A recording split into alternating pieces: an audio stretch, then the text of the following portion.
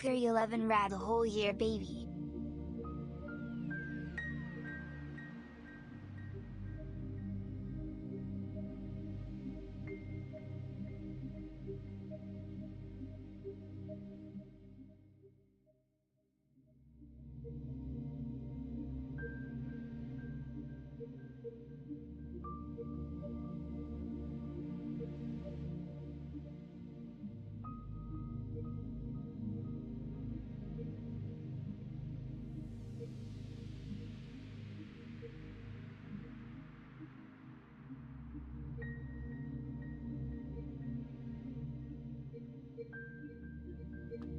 Hello, fellow star stuff.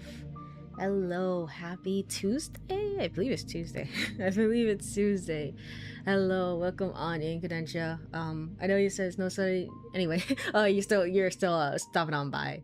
Hope you have a good stream like you always do. Do I have to share to get the points? I do. Oh, I see. But welcome on in. I appreciate you stopping on by. Welcome. And thank you, Black Blue, so much for tier 1 at 18 months. Or they've been subscribed for 13 months. How does that work? How does that work? Is the mathing? I'm sure it is. I'm tired, man. I'm tired. But also a year plus, really, we're in the thick of it now. Truly, Mr. Krabs, we really are. And that's why we're gonna have our special affiliate stream this Saturday, rather. We're gonna have it this Saturday. So thank you so much, Black Blue. I really appreciate it. Welcome on in. Thank you so much again. As you can probably hear and can probably tell, I am so tired. I am so tired, and I'm battling off a headache, but I don't know if I want to cancel again or reschedule again. I don't want to do that because it's one, I'm really enjoying Z.A.T.O. I'm enjoying it a lot, and two, even if this is the only stream today, it's just hard to say oh, this is the only time I know when this is gonna happen, something like that. So we're gonna just hope for the best. We're gonna hope for the best and see how this stream goes. At least it'll be a few good hours in there. So let me what should I do here? Hold on one moment.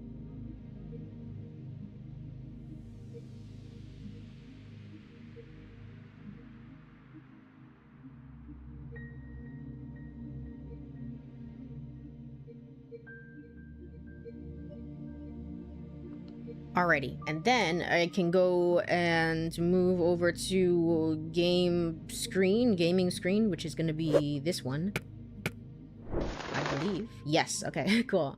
We are back with some more Z.A.T.O. I love the world and everything in it. So we are here today. It counts ahead if you sub for 6 months in advance. Oh, gotcha. So that's what you did there. I didn't realize. Okay, that's what it's counting. I was like, how is the mathing? I don't think that worked. No, it makes sense. It makes sense. Okay. We are here. We're here with some more Z.A.T.O. I love the world and everything in it.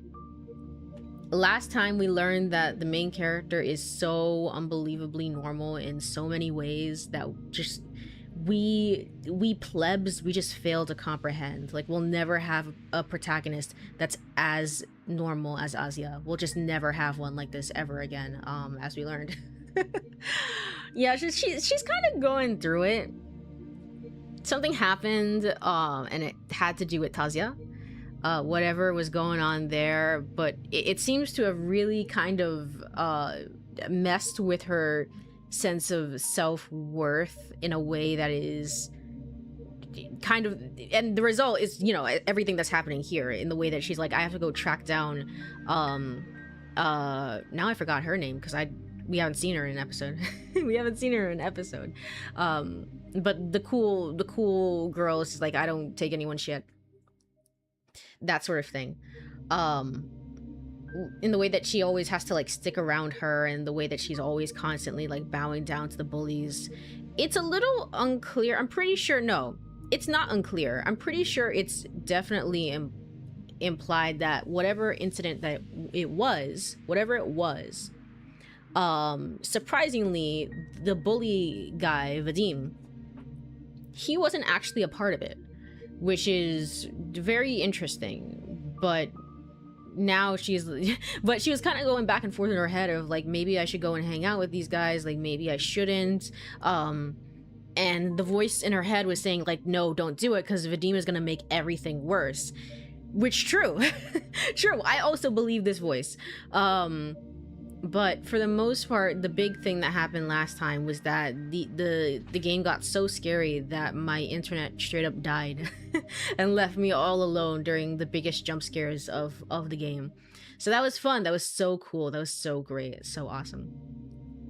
One thing that I wanted to say, and I wish I could have found the original comment, and I can't now, and oops, my bad. My bad. But I finally went back, even though I posted it during the first episode, I finally went back and I watched Punch It Punk for the first time in a billion years, and I was remembering all, like, I got so nostalgic about it, surprisingly. For, again, it's like I wasn't like, I can't say like, wow, I was such a great, you know, huge fan or big fan or anything of their work prior to this, but just going back to this one song and like going back and listening to it, I got so nostalgic. I got so nostalgic for, there's this one part in particular, I don't know, it always sticks out to me. The one part at the very end where it's just like, it's like, you'll never take him away. where the girl is kind of like, you'll never take him away, you'll never ever take him away. And he's like, you can call him a monster, whatever, it doesn't matter, you'll never take him away. He's like, and the guy's kind of sitting there and he's like, well, I wouldn't really call myself a monster. And she just cuts him off. I was like, I don't care, shut up, you will not turn him in. That was so nostalgic for me. I don't know why. Maybe that was my favorite part of the song back when I was growing up. Man, I liked it a lot. But I saw a comment from the from Fairy themselves, kind of talking about that they're from, and I wish I had it just to triple check that this information is correct. That's the only reason why. But I believe that they had said that they're from Bulgaria, and not like Russia or specifically. So the languages are actually a little bit different according to my research. Therefore, it's kind of similar, but it's kind of different. So therefore, I shouldn't be. I'm pretty sure this game takes place in Russia, but this is something a little bit different. So if anyone wanted to know, if anyone wanted to know, there's kind of some more answers surrounding that, regarding that. But yeah, I think we're all set to continue. Hopefully there's not another super duper major jump scare. I kind of doubt it though, let's be real. I kind of friggin' doubt it. I friggin' doubt it. So let's go ahead and get, actually let me turn off the heater, because the light is on. The light is on, therefore it's gonna get hot in here anyway. And then let me go and tab into the game. Yippee! And let's continue with our merry adventures of trying to find our dear friend. There was a really in-depth look of mental illness and mental health and like the stigma around it, especially in certain parts and in certain like locations, and then in certain time periods, which I really appreciate. But I keep going back and forth, especially because now that I went back and I looked at Punch It Punk, I found out that it's a part of a whole bigger you know, like storyline thing. It's a really like long spanning story with a bunch of different characters and things like that, and there is some like sci-fi supernatural things in that story as well. So I'm not entirely ruling out the possibility that it's like what is going on in this town and like that being the focus, rather than oh no, just, you know, just think of the poor girl and what they'll say about her. I don't think so. I don't know. I think Marina is kind of full of shit. I don't know. We'll see. But that's where I'm at right now. So let me go ahead and load, and let's continue. Where is the... Oh, here it is. All right. Alrighty, September, I mean, even, not even that. Not even that. December 22nd. I also put myself over on this side. It blocks the beginning of the text box, obviously. But I think it's better if you get to see Asia's facial expressions. So hopefully this goes a little bit better. This is a little bit better. Let me know if there's any issues with the sound or if everything's all good. And without further ado, let's start. Man, the constant dark is making me depressed already. And I just forgot that your voice is gonna be deeper and then Asia's is gonna be higher. I hate this time of year. Is it that bad? It's not like there's no light at all. You call that light? It's dingy mist all afternoon. I feel like I got shoved into a smokestack. Blah, blah, blah. Can you go crazy from vitamin D deficiency? Do people die from that? I don't think so. And, personally, I find it rather nice. Everything looks so gentle. Ugh, it just makes me all moody. The guys made fun of me for that. Can you imagine? Ain't it normal to feel down when you're not getting enough sun? I've heard it's pretty common, yes. You wilt like a sad little flower. Exactly! You're so right, Umfi. You're so right, Queen. I am a gentle rose freezing to death. I waste away. No photosynthesis, no water, no nothing. There. See, they're pretty good. I think she's still lying, but it's pretty good overall. Sounds seems fine so far. Okay, good. That's good at the very least. So you'll get your sunlight soon. Not until the end of winter, I won't. Anyway, I wonder how we haven't run into you yesterday. I wonder how we haven't run into you yesterday. I thought we'd see you by the library or something. We? Oh, I just went to the outskirts. It's really, serene out there. Yeah, it's really cool and perfect over there. It's so normal over there. Anyway, don't take me there ever again. Serene, you say? Yes. It is a little dim right now, but it's very beautiful too. Also, there was this thing with Vadim and his father, seemingly, is what it's implying. And then also, like, we saw him on our way to the mechanic shop thing. We saw him kind of walking back and he was being super suspicious. So we don't know what that's about, but that was kind of going on a little bit. Whew. I never thought of going there this time of year. A bit too cold for walks, you know?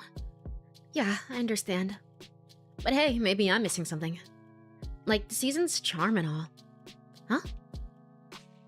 Maybe I'll tag along sometime. I could use a change of scenery.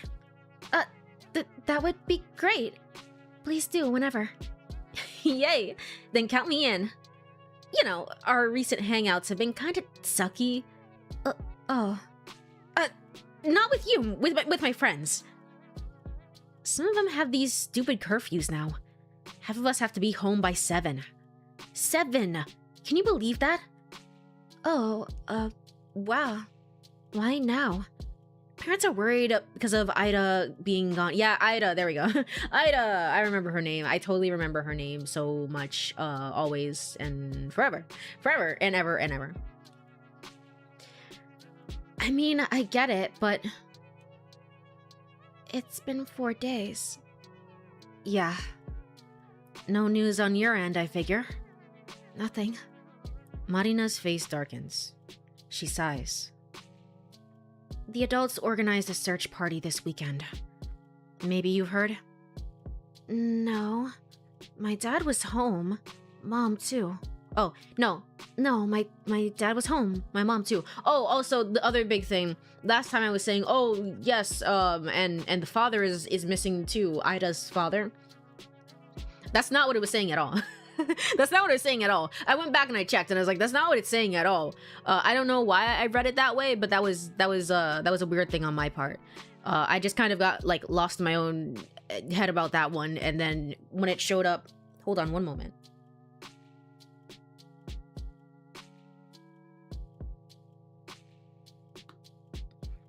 Sorry, there's a gnat in here and it's gonna drive me crazy. I have to get rid of it. I have to get rid of it. Where'd it go? It will show up eventually and I will get it. I will find it. But yeah, I was gonna say, like, I read it wrong, and then it kind of threw me off when it was like suddenly, oh, the person that's missing, that person, it's you know, it's, or the older man that Ida was with, it was actually Marina's brother, who is just fine, by the way. Just fine, not missing. There's nothing there. So I just kind of got confused a little bit about that, and I thought that Ida's father had taken Ida and they were both missing together. Apologies about that. The writing doesn't imply that at all. I don't know why I thought that. I don't know why I thought that. Genuinely, like, a lot of the games that I play are very theory heavy and theory crafting games, and like I'm totally fine with like just theory upon theory and being wrong about it later, and or maybe being misguided about things. That's fine. This is just one of those rare moments where I was like, man, I'm really off the mark here. What was I thinking? What was I thinking? So get a honeypot trap. That always works. I'm hoping I see it. Hold on.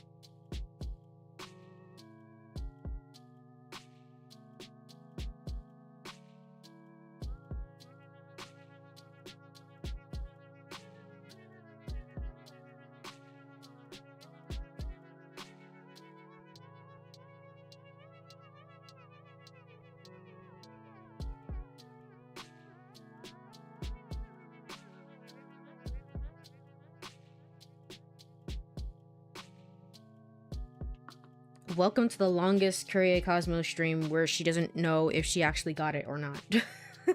I don't know if I actually got it. I don't think so. Gosh darn it. Too late to run out now. I'm just gonna have to deal with this for the rest of the stream. Welcome to the worst stream. Welcome to the absolute worst stream. Alright, well, let's hope for the best. I see. Well, my brother went. Or just like a regular, like, actual honey? Like, is that what you're saying? No, you mean like something to buy, right? I've never heard of like just putting honey out and just like waiting for them to go into the honey. Does that work? Does that work? Maybe it does. And she shakes her head. As expected. If the search party found anything, it would already be the talk of the town. It's comforting in a way. If they found Ida's body after so long. No, I'd rather not think about that. You know what I've been thinking? That she left the city? No. She has to be at someone's place. Of course, that possibility also crossed my mind. But all the arguments in his favor sounded either too morbid or far-fetched. Do you mean she was kidnapped? I don't know. She could be staying on her own accord. But where would that be? I can't think of anyone Ida would trust that much. Well, there's the two of us for starters. Huh? We're the last two people that saw her, right? Who's to say one of us ain't guilty? I mean, she definitely didn't trust me. She definitely didn't trust me with shit. But we weren't even that close. And Ida, she's not in my apartment. How do I know you're telling the truth? How do I know you're telling the truth, Marina? What are you talking about? Yes, they are attracted the most to sweet things, especially honey and sugar-based. But the honey trap itself is more general. Anything that would attract them, like a fly trap or a sticker paper. Yeah, that's what I know. Like sticker paper, the fly trap things, like I know those. I didn't know like that it's based on the idea that like, hey, you could just put a dab of honey out and maybe they get trapped in the honey. So far, we seem to be okay. I don't see anything. This is what I get, honestly, for eating a cookie within this room. It's because of me. It's because I ate a cookie in here that everything has gone to hell. That's obviously the reason. Also, hello, Petri. Welcome on in. Welcome on in, Raiders. Welcome on in, Petri. What were you playing? Were you playing... No, that was somebody else. That was somebody else. I'm trying to remember what you were playing.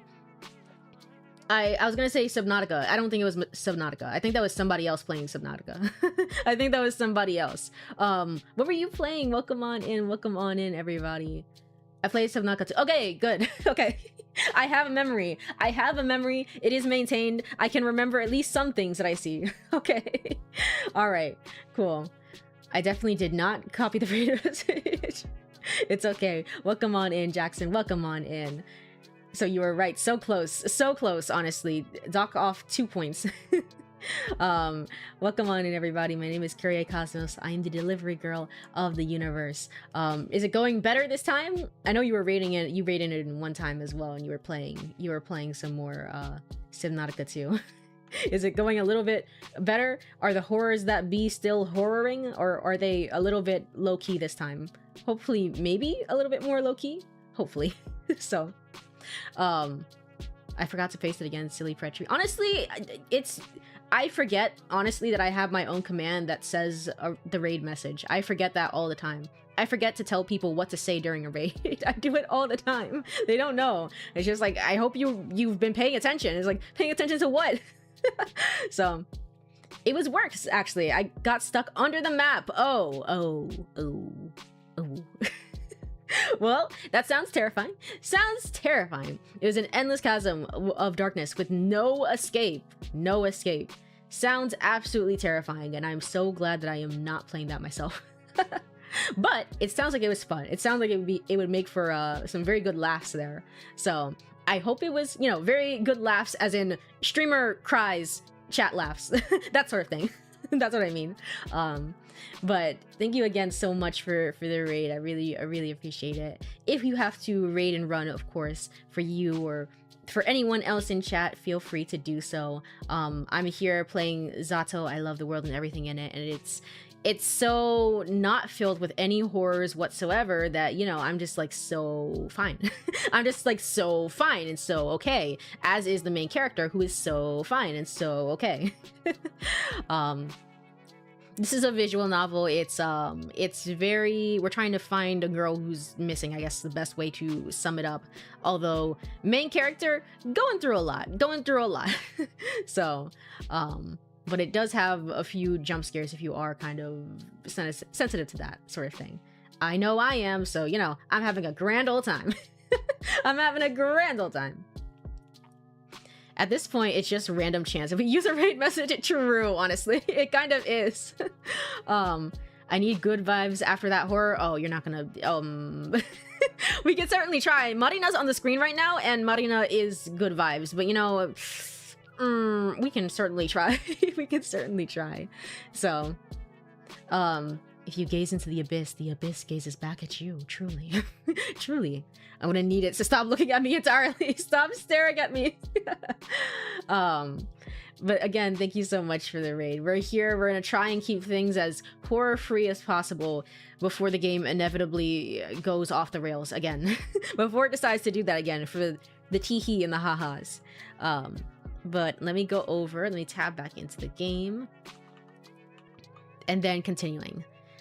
How do I know if you're telling the truth? That's not your voice. How do I know if you're telling the truth? Marina, I don't like this joke. Sorry. I'm just speaking from the point of view of the investigation. Ask me the same thing, I'll stumble the same way. The only means to prove my innocence would be a house search. I kinda have a theory on what might be going on. You do? Yep. It's more of a hunch, but the more I think about it, Marina looks around. I don't like whispering about stuff like this at school, though. You know what? How about I call you later? Oh, like in the evening? Yeah. Can I have your number? Yes, of course. I pulled out a scrap of paper and scratched the digits into it with a dull pencil. Oh, I didn't realize that we could do that. Honestly, I thought that we just maybe didn't have access to the phone. It's still the 80s, so I think it's more like the home phone, right? But it's more like, I didn't realize that, you could just, I thought you'd be too shy and embarrassed to... Well, no, that's not true, because her parents are under the assumption, it's like, yeah, our daughter has friends. Our daughter obviously has friends, right? And, well, maybe not. So I guess it would be kind of inconspicuous to them. Thanks. I have some plans before that, so I'll dial you as soon as I'm back. Won't be too late with everyone getting dragged home at baby hours. Does 8 sound good? Sure. I'm going to the library anyway. Have fun out there. I'll sure as hell try. You have, an enriching experience. A very enriching life. I will, thanks. Marina runs off. Man, now I have to wait until evening to find out. Yeah, I don't like... If I learned anything from these visual novels that I play, it's like I hate when characters are like, it's okay, I'll tell you later, at this time. What if you don't call? What happens then? No, it'll be fine. It will be fine. Man, now I have to wait until evening to find out. I wanted to wind down a little after school, but now I'll be all restless. True. True. When you're waiting for a phone call and it's like you're waiting and you're kind of waiting for it and it's just like, you're so anxious, like going back and forth. At least for me, it ruins my entire day. It's like I'm waiting for this phone call and this is the thing that I'm doing today. And everything else is just kind of like, I have to schedule everything around this one thing that I am doing today, which is taking a phone call. Well, maybe not. I haven't visited the library in a long while. Maybe that's why I've been so stressed in the past months. It's always nice and quiet there. I'm sure it'll help me relax. I make my way back to class. Hey, Shabina. Hey, jackass. Hey, Vadim. Just so happy to see you. Hey. Do we, have no homework? Your notebook's empty. Oh, no, we did. I'm pretty sure. Well, where is it? Nowhere. I didn't do it. A surprised hum rolls out throughout their whole group. That's okay. I'm also a little shocked. Oh, you were having a kind of an episode. You were kind of having an episode. So, excuse me if I forgot to do my homework. Gosh. Oh. Is someone getting rebellious? No. It just slipped my mind. Ah, classic. Right. Taking some time off for yourself is great and all, but you gotta come up with a better excuse. I'm serious, though. Really? Yes. Well, that's good. Would be pretty selfish of you to start ditching homework altogether. Huh? We all rely on you, Yeah, you're the best. You're so smart. What would we do without you? Hear that? The people need you, Shabina. Gosh darn it. I hate you all. I hate this classroom. Okay. We'll forgive you this time, but don't get used to it. Anyways, Lekin. Huh? What? Pass the notes. The Russian ones? No, fucking Japanese. You're supposed to be smart, aren't you? Okay, there. I really did forget. After yesterday's prank, my head was all over the place. Really, school was the last thing on my mind. After yesterday's prank is what you describe it as? It didn't happen yesterday, though. It happened a while back. It's just like it was bringing back memories. Although that does remind me. I turned towards the boys who are now preoccupied on copying Lekin's homework. Vadim? He clicks his tongue. You see I'm busy? Yes, but shut up! He briefly glances at me. If you want something, ask me later. Okay. The bell rings right as Garen finishes his notes, and I don't get the chance to ask him, not until the lesson ends. At least the teacher doesn't check my homework. She's used to me always having it prepared, so she doesn't think to do so. I'm surprised, though. She was saying last time, with Marina as well, hey, I always do my, because she was like, hey, you're gonna go to a great college, right? And then Azia was like, no, I don't even know what I want to do. I'm not even that smart, honestly. And it's like, really? You're always doing your homework, though. You're on top of things. You're studious. fuck you, Vizim. No one gave you permission to cheat off her. True. Vizim is really... I don't know how they're... I'm very interested in seeing how they're gonna handle his character, because right now it's just like, man, just straight trash. I feel like I've just abused someone's trust a little. Not in the way that they're handling the character. I mean, just the way that the character is acting. Two different things. But after the lesson is done, I catch up to Garen in the hallway. What? I wanted to ask you about yesterday. Yesterday? His face twitches. He looks back at his friends. The hell are you talking about? I saw you on the street, so... What's this about? It's whatever. You go ahead, guys. Alright. See ya. Garen turns towards me. Before I understand what's going on, I can feel my side hitting the wall. Ow! Ow! He's going to kill me, man. He is going to kill me. The fuck did you see? He dragged me. No, more like threw me behind the nearest corner. What the fuck did you see, Shabina? What do you want? I saw you walking from there, so I know you did that. The prank. What? The prank at the car repair. I just wanted to know how you, Oh, right, okay. So she's thinking, because she's thinking in her mind, like, how did you do the thing where, like, all the... Remember how each and every time she looked at it, the times that it was open and the days that it was open kept changing? And she didn't realize that she was having an episode. She was having, like, an attack of something, right? She didn't realize that was happening, so she's like, oh, it must have been a prank. They obviously did something, right? That's why. I wanted to know how you, how did you manage to do that? And also, how you knew. What? What prank? What are you on about?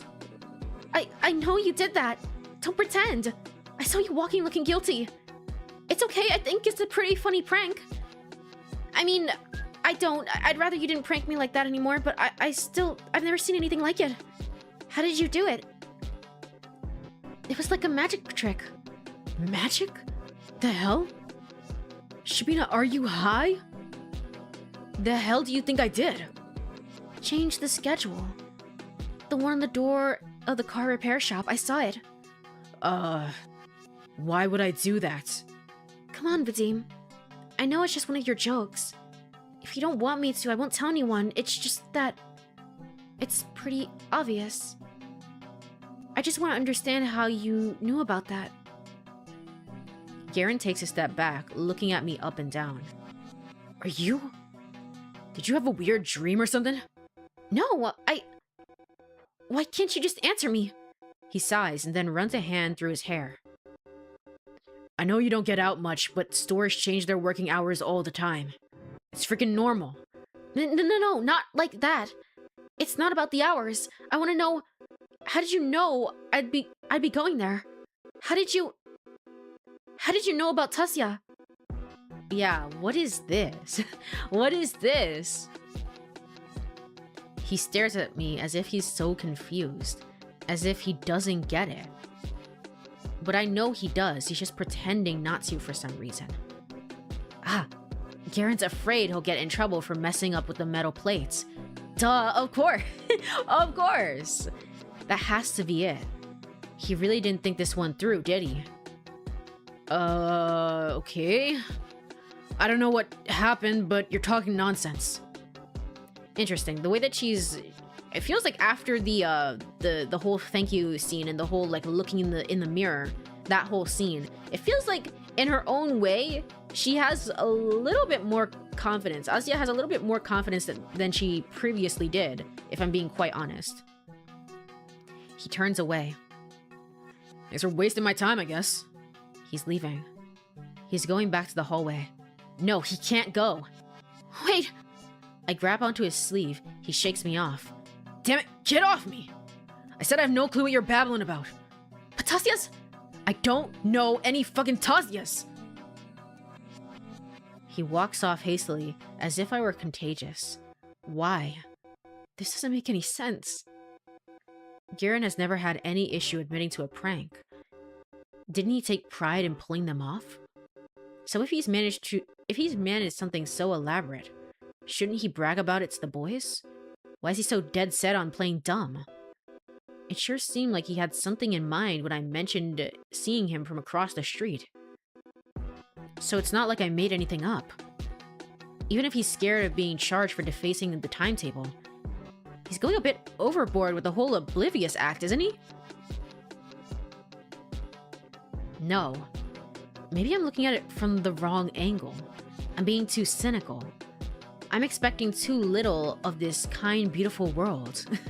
I'm expecting... It's just the way that when she goes into this, and she's like, I just really want, like, I don't know. I just want to have, like, a Nagito picture. It's like a all black screen here. I just want to have, like, a Nagito picture in the corner whenever she does this. Garen might not be thinking about himself at all. I didn't even consider that possibility. But what if what he's feeling isn't fear? What if it's regret? It's never happened before. He's never been one to show remorse, and why should he? It's all just harmless games. But maybe he's realized that yesterday was a little too much. So when he saw how scared I got, he probably chose not to tell anyone. He thought it would be better that to act like nothing happened. Hold on.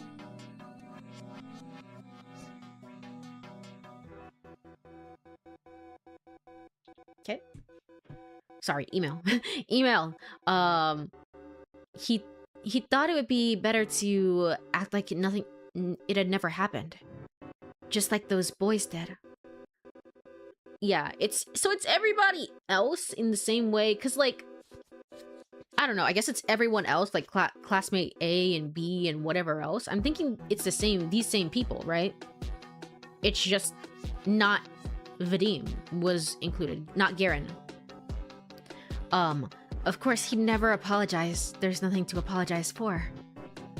But not gloating about it. For Garen, it's as good as saying sorry. Garen, it must have taken so much from you. Is that why you looked nervous? You were already doubting yourself, regretting your actions as you fled the crime scene. I'm sorry. I didn't understand what you were feeling right away. Right away. Girl, have you considered another angle? He doesn't care. I didn't get why you denied it so fervently. But it's okay. I see it now. I didn't hear the conversation with Marina. That's a false statement. But if I pretend that it's true... Oh.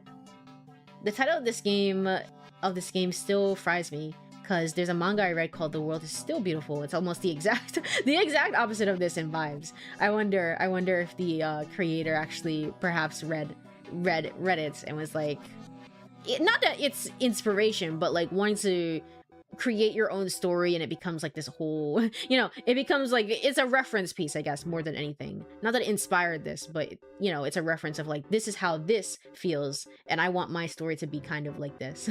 Maybe it's possible.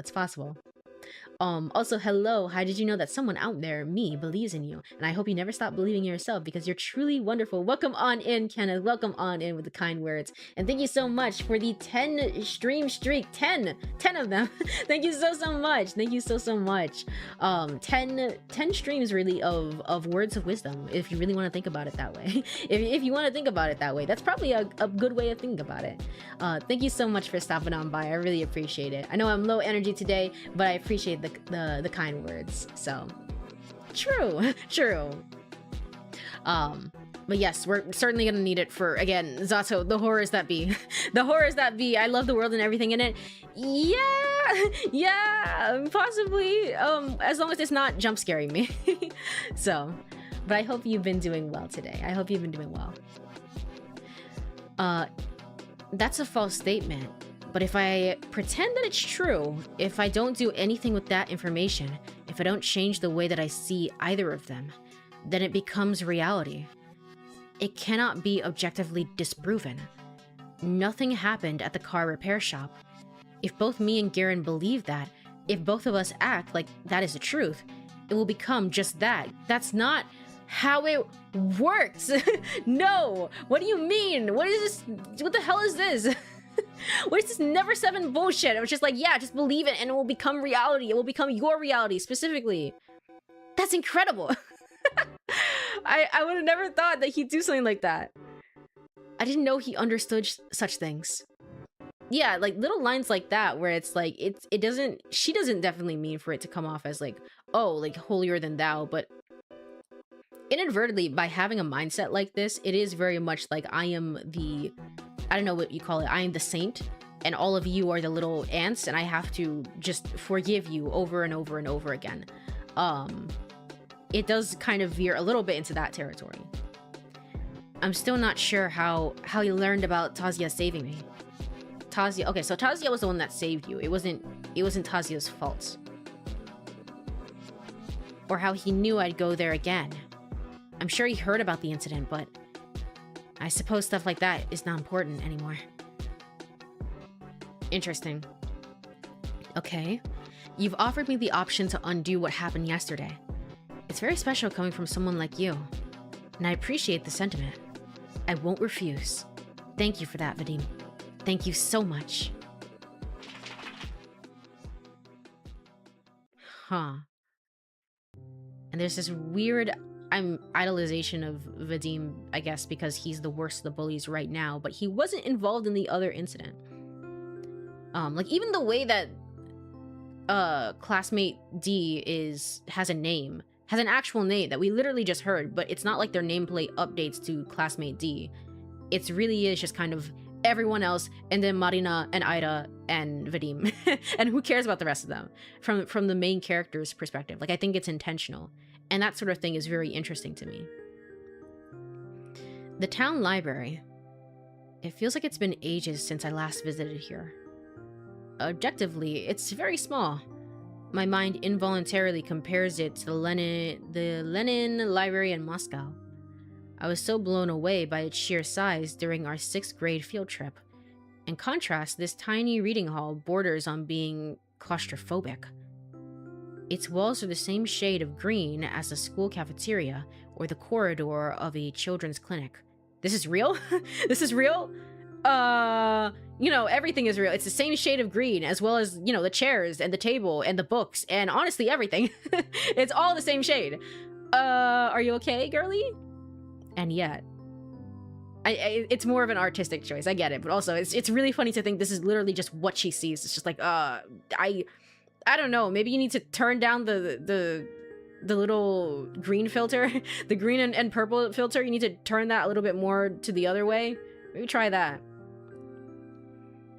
And yet, I still feel right at home. The book selection isn't huge, and I've read through pretty much everything I was interested in multiple times. But it's a quality over quantity kind of thing. We have some wonderful additions of the classics. I've heard most small-town libraries get low-quality prints, so I suppose that's where our closed-town privilege comes in. I wonder if the same applies to cinema. I'm too shy to watch movies alone, so I don't know a lot about the local lineup. I should ask Marina about that. Librarian. Azyanka. Long time no see. Where have you been, sweetheart? Oh, hello, Lilia? Ivanova. I'm sorry, I've been going out more. Aw, that's lovely. Don't apologize. I always said a young girl like you shouldn't spend all her days cramped up in here. But I like being cramped up in here. I missed it. Lilia Ivanova smiles. She's the librarian. It's not like we're particularly close, we just exchange some pleasantries whenever I come by. So I didn't expect her to be happy to see me again. I suppose she doesn't get too many visitors. I feel a pang of guilt deep in my chest. Actually, do you, have Angelique by Anne Golan? So you want to read the book that she was reading? Okay. Oh dear, I'm afraid we don't. But you know, my daughter used to love those books a lot. I'll ask if I could lend you... if I can lend you a few volumes. Oh, you don't have to. Please, it's no trouble at all. You're a sweet girl. I'm sure she won't mind. Thank you so much. Of course. Ah, gee. Now I feel even worse for not stopping by. Next time I'll bring Lilia Ivanovna a box of chocolates. She kind of deserves it. She kind of deserves it. From how she sounds, she kind of deserves it. Librarian? Honestly, maybe one of the best characters in the game. Who's to say? Who's to say? Hello, Chio. I hope you've been doing well. Welcome on in. I am here playing some more Zato, the game that will absolutely not jump scare me and my internet connection into oblivion, because it would never do that, right? It would never ever do that. I'm here playing some more of it. So it's kind of low-key gaming today. Low-key gaming. Low-key chill gaming. With a game that can jump scare me at any time, but low-key. Low-key gaming, I promise. I think in this game, that's not a high bar. Surely never. It would never do that. Ever, ever, ever. I hope you've been doing well. Welcome on in. I browse the shelves. It's a bit of a shame I can't see what Angelique's all about. But I'm not really in the mood for something like that, if I'm being honest. I want to read something familiar. Something easy. Something like 100 lines. No. The 100 lines. Wait, no. The 100 Years Ahead by Courie Cosmos. There we go. It all comes together. It all comes together, I promise. There's some cool characters in this game. Some very cool characters. You know, number one being the main character, who is very cool, very normal, very chill. She's just like so awesome and neat. So awesome and neat. 100 Years Ahead by Courie Cosmos. Perfect. I sit at my usual spot. It's probably embarrassing to read children's books at my age, but I don't want anything heavy today. I don't want anything sad. I've read this one so many times before. 100. the word 100 will now give me flashbacks to everything ever. Forever and always. Just the way that I climbed my way to victory to get to day 100. It will forever give me flashbacks. It will stay with me for the rest of my life. I've read this one so many times before. If I were caught by Nazis and the only way to live was to recite a passage from this book, I'd probably survive. Why would the Nazis want that? Why was that your first thought? It's okay. Listen, it's a hypothetical situation. Alright, there was this adaptation made last year. Everyone really liked it. I thought it was okay. I mean, it wasn't bad. I'm glad more people saw the story. But it's not how I imagined the stuff from the book at all. And another annoying thing now I just keep imagining the movie version as I read. Yeah, it do be like that, doesn't it? Crap. Hold on, I'm gonna take a sip of water here. One moment.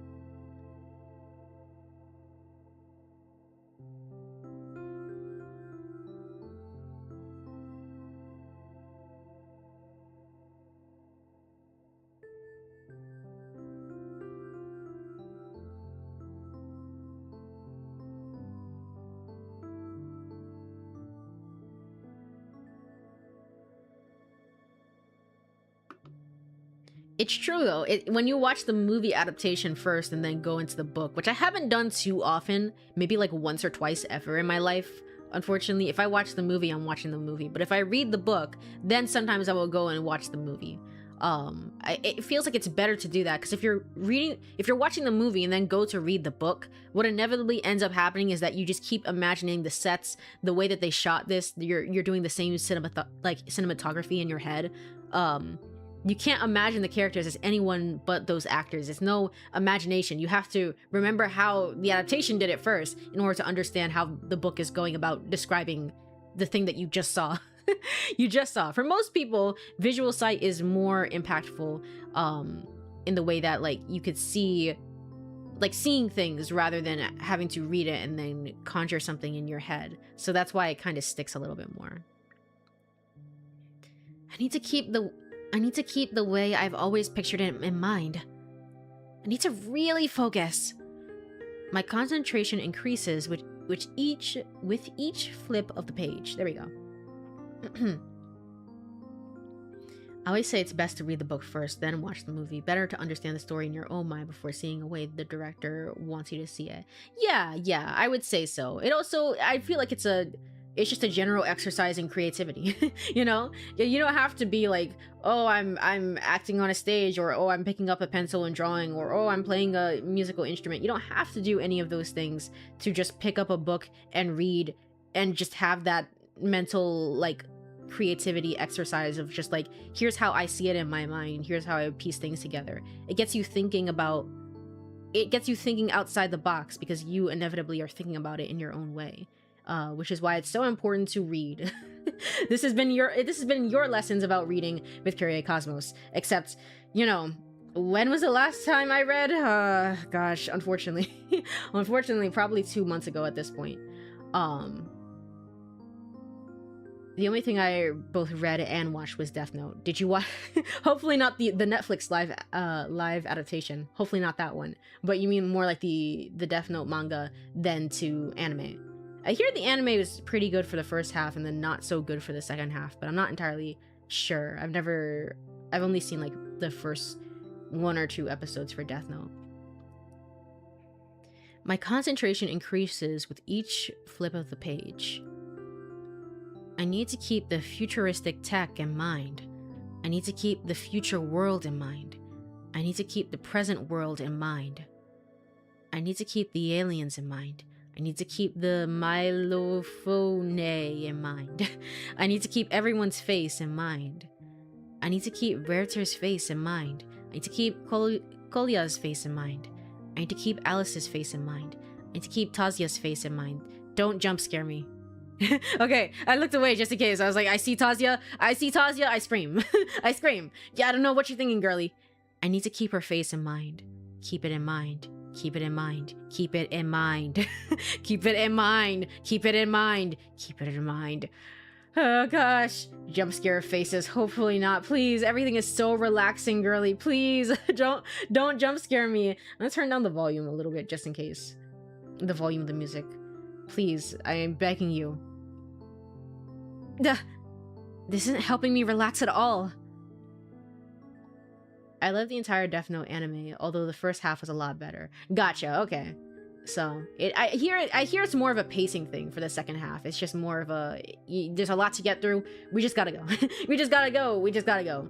But it's still good that the second half is still like, yeah, it's still good.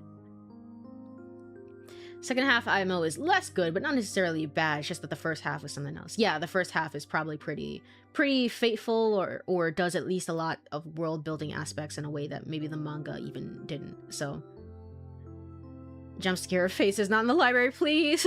Please, no. I shut the book and slumped down on the table. Maybe it wasn't a good idea to read this. I wanted something I wouldn't need to think about too hard. Well, it's no biggie. The kids section has plenty of other stuff. I get up and go to grab something else. A fairy tale will do. Morozko. This is a really good addition. Something about it always fascinated me. Something about this always fascinated me in a way I found hard to place. There we go. Again, I'm tired. So apologies about the reading. It sure is reading. Perhaps it was the tone. The folk version had a more morbid ending compared to the published story. That's how it often is with fairy tales. Yeah, it sure is. I wish I still had it. I don't think I have it anymore, but like an aunt, a family member, had given me a really wonderful little book of Grimm's fairy tales. And I say that specifically, one, because it was a gift, but also because it, like, the binding of it was really good. Like, I like the texture of it. It was really high quality. It was really high quality. But also with Grimm's fairy tales especially, it's just like so many of them are just very they are very dense and very not so happy. So that's how it goes with fairy tales. But this retelling, something about it has always felt off to me, even when I read through it as a little kid. It felt like the text was covering up something I shouldn't see. Are you warm, my lass? I am, Morozko, Mashenka responded, shivering. Morosco leaned in lower, cracking and clicking. I really think children like being scared. Even when there's no reason to, they'll try their hardest to come up with with one. That's an interesting way of viewing the world. I guess, yeah. You can stare at a beautiful book illustration and refuse to trust it. You can read a short and sweet cautionary tale and imagine something horrific. Are you warm, my lass? Are you warm, my beauty? I am, Morosko. Mashenka responded, teeth chattering from the colds. The frost grew stronger. The girl's cheeks burned bright red. She breathed white mist. Her fingers barely moved. Are we all thrill seekers as children? Maybe it's a simple survival instinct. Always prepare yourself for the worst. Always imagine a scary face staring from the dark. Always think twice about what hides behind a smile. Is the game calling me out for not trusting Marina? Because listen, alright? Listen, I have my reasons. What the hell? I was given Aesop's Fables book and now I think I think like a squirrel. I also I had Aesop's Fables as well. Also, now I think like a squirrel. That's what I learned from reading. Yeah, I had a Aesop's Fables collection as well.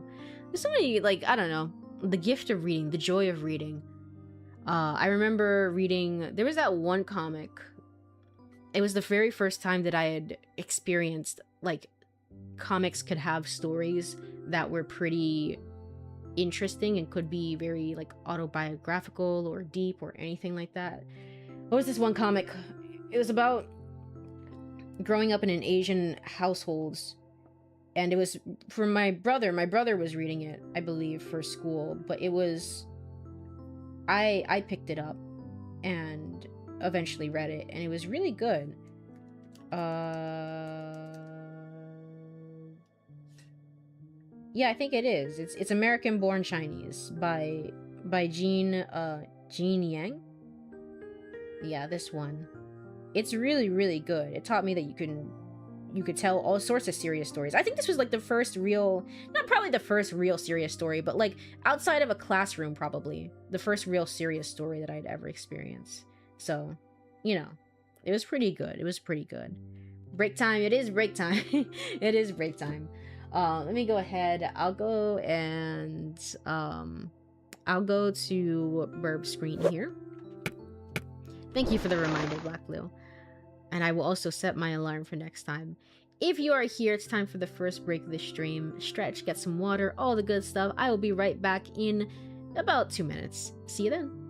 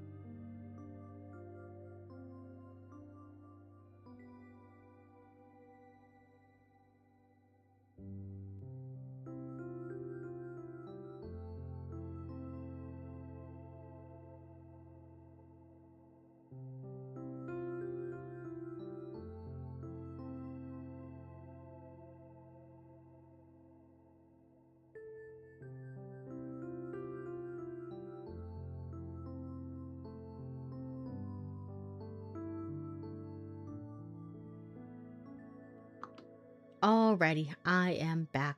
Let me go over back to game screen. This one here. Alrighty, cool. Discover Comics was crazy to my brain. Hold on. Am I thinking of the correct thing? One moment. But yes, I probably was on break when I was talking about it, but it was the American-born Chinese comic that was like kind of, I think, was pretty influential. It's not a fairy tale. It has nothing to do maybe with what we're talking about. I'm just talking about like reading in general and like formative reading experiences for me. That one was pretty major. Discover Comics. There we go. Yeah, the educational comic books. Yeah. Yeah. I remember, oh my gosh, in school we used to have like those magazine things. I think it was kind of like Scholastic based, I'm not entirely sure, but used to get those magazine things from the teacher, and the teacher, you would essentially bring the magazine home to your parents, and your parents, you would say like, I want this thing or I want this thing, and they would have like books, or they would have trinkets, or any little thing like that. They were supposed to be educational based in the grand scheme of things. And you would like beg and plead with your parents to hopefully get something, to hopefully get a few things. I remember that, man. I have such fond memories of that. I freaking remember there was one thing that I really wanted. At this point, I don't even remember what it is, but I remember that there was one thing that I so desperately wanted, and my parents gave me the okay to get it, and I gave my money in to the class teacher, and two people followed up on it twice. It's like, hey, what about that? Yeah, it's running late, and then we never got anything. I think she freaking pocketed that money. Gosh darn it. I'm so upset that I, obviously still remember what it was. I don't remember at all. It wasn't a book. It was definitely a thing. Because I think what happened is that I would always get books. I would ultimately always get books. And then this was the one time, because the school year was ending, it was the one time that I was like, I want like an actual thing, an actual trinket. But man, I miss those days. Those were good days. Good old days. Yeah, I'm looking at Jin Yang stuff. So many avatars, like Avatar, like his own avatar, or like Avatar The Last Airbender stuff, basically. We also had Scholastic too, not gonna lie, I love those. There was the Scholastic Fair for sure. I remember those, like to get you to buy books and read. Those were like physical events at your school. I remember those for sure, but I remember like the magazines especially. Oh my god, the book fair, yeah. Yeah, Petri knows. My dad used to contract with Scholastic, and I would get free books and stuff sometimes. Oh, you were cool. You were cool. Look at Petri bragging about how cool. Cool. Oh man, I wish I could. But no. It was pretty good. It was pretty a good experience. I'm guessing you were a big book reading person, Petri, back when you were growing up.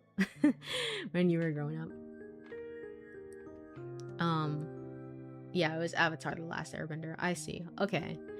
If it's Avatar, yeah, probably a lot of Avatar, I can imagine. There's something about that where it's like Avatar is a very, again, serious story. And then kind of bringing this into this like comic book format where it's just like you don't really see children's cartoons being so like non-episodic and serious at the time. You don't see comic books like having these like very serious stories unless it's like, oh, like the superhero or things like that. So it was a pretty good comic. I really recommend it. I was a kid. I first read 2 the Aragon books in 1 week. That's fair. For me, it was the Warrior Cats series that got me into reading. that was me. That was my journey. I started it and I was like, I read 10 pages and I was like, this is trash. And then I stopped it, and then I picked it back up again and I read it again. got the whole series. Got the whole series probably up until I read it for like a very long time after I was like probably past the recommended reading point. Up to the original series, the series that goes into the origin point of like, hey, here's how the four clans came to be. That one, I read quite a few books from them, man. That was my that was my childhood. And then that got me into like reading other things from there. So, oh my god, Warrior Cats. yeah, you're unlocking every core childhood memory of mine today. Mine too, honestly. Just remembering Scholastic, it's so nostalgic. I don't know why. I guess me just like having this music in the background, this like relaxing music in the background, and going into reading, it's just like I just wanted to be nostalgic. And also remember that my bones are now crumbling into dust. They're crumbling right before our very eyes. We're getting old. We're getting old. I think for the longest time I was reading because I should be reading, so comics were a big shift into actually reading for fun. Yeah, that's a big thing. A big thing that I still honestly have a hard time remedying to this day. I feel like even though I did read for fun, it's just the idea that like I want to read a book because people say that it's good, or because this other thing, and not like being like going to a store and just being like, this looks kind of interesting, let me see what it's about, and forming my own opinions and being like, this was awful, I wish I hadn't read this. Or, you know, being like, this was pretty good, or like I see some really cool ideas in here, you know, different things like that. Are you warm, my lass? Are you warm, my beauty? Are you warm, my dear? Hold on. Am I tabbed in? I sure am not. Oh, so warm, Moroska, the girl responded, her voice growing silent. No, that doesn't sound right. What a depressing life it would be if we had all had to scare ourselves into experiencing its best moments. At least I'm not like that anymore. I don't imagine scary things when there are none.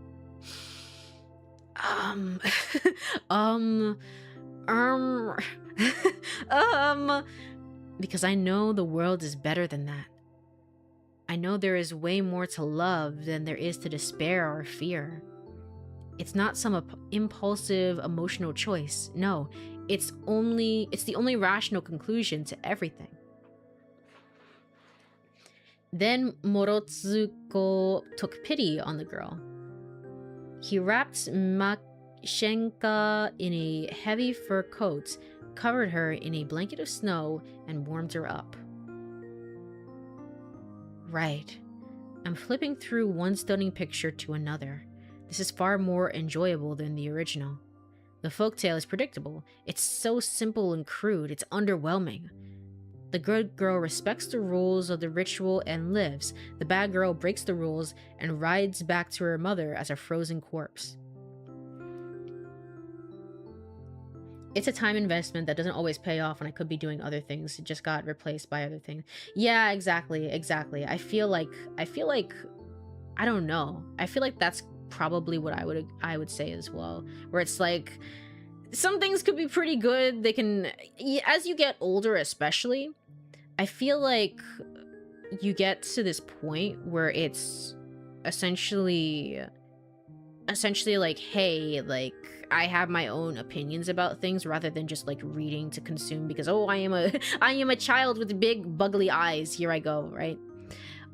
You get to this point where it's like, hey, I really want to read things that appeal to me. You have your own opinions kind of set out in stone. And when you get to that point, it becomes a lot harder to really get into books and really experience them for what they are, rather than being like, meh, I don't like this. I don't like this, meh, I could be doing something else instead. Which is definitely where like things like watching TV come in and stuff like that. So,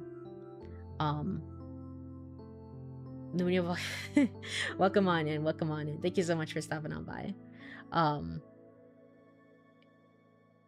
The idea of it, I'm not sure what a modern kid can glean from that. Tells you just lost the game. It tells you just lost the game. It's like GG. GG, no re. Maybe Garen was right. I'm getting rebellious. Although, if we look at Morotsuko, the entity, as if he were the extension of the universe's will. Oh, I think I'm getting it. The real meaning, of course.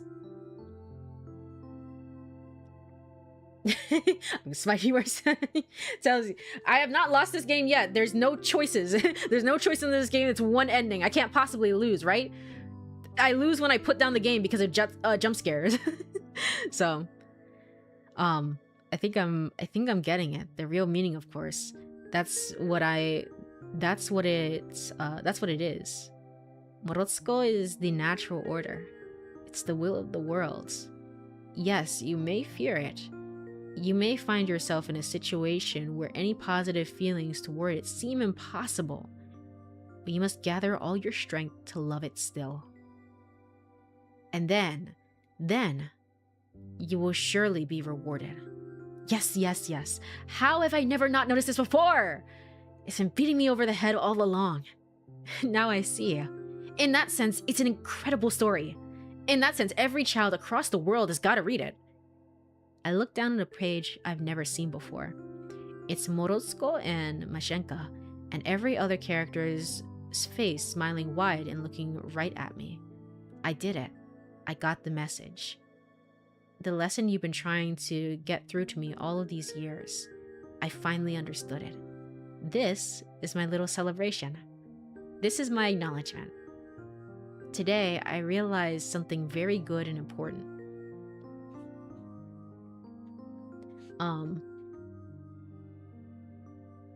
CC, that's not the game that they're talking about.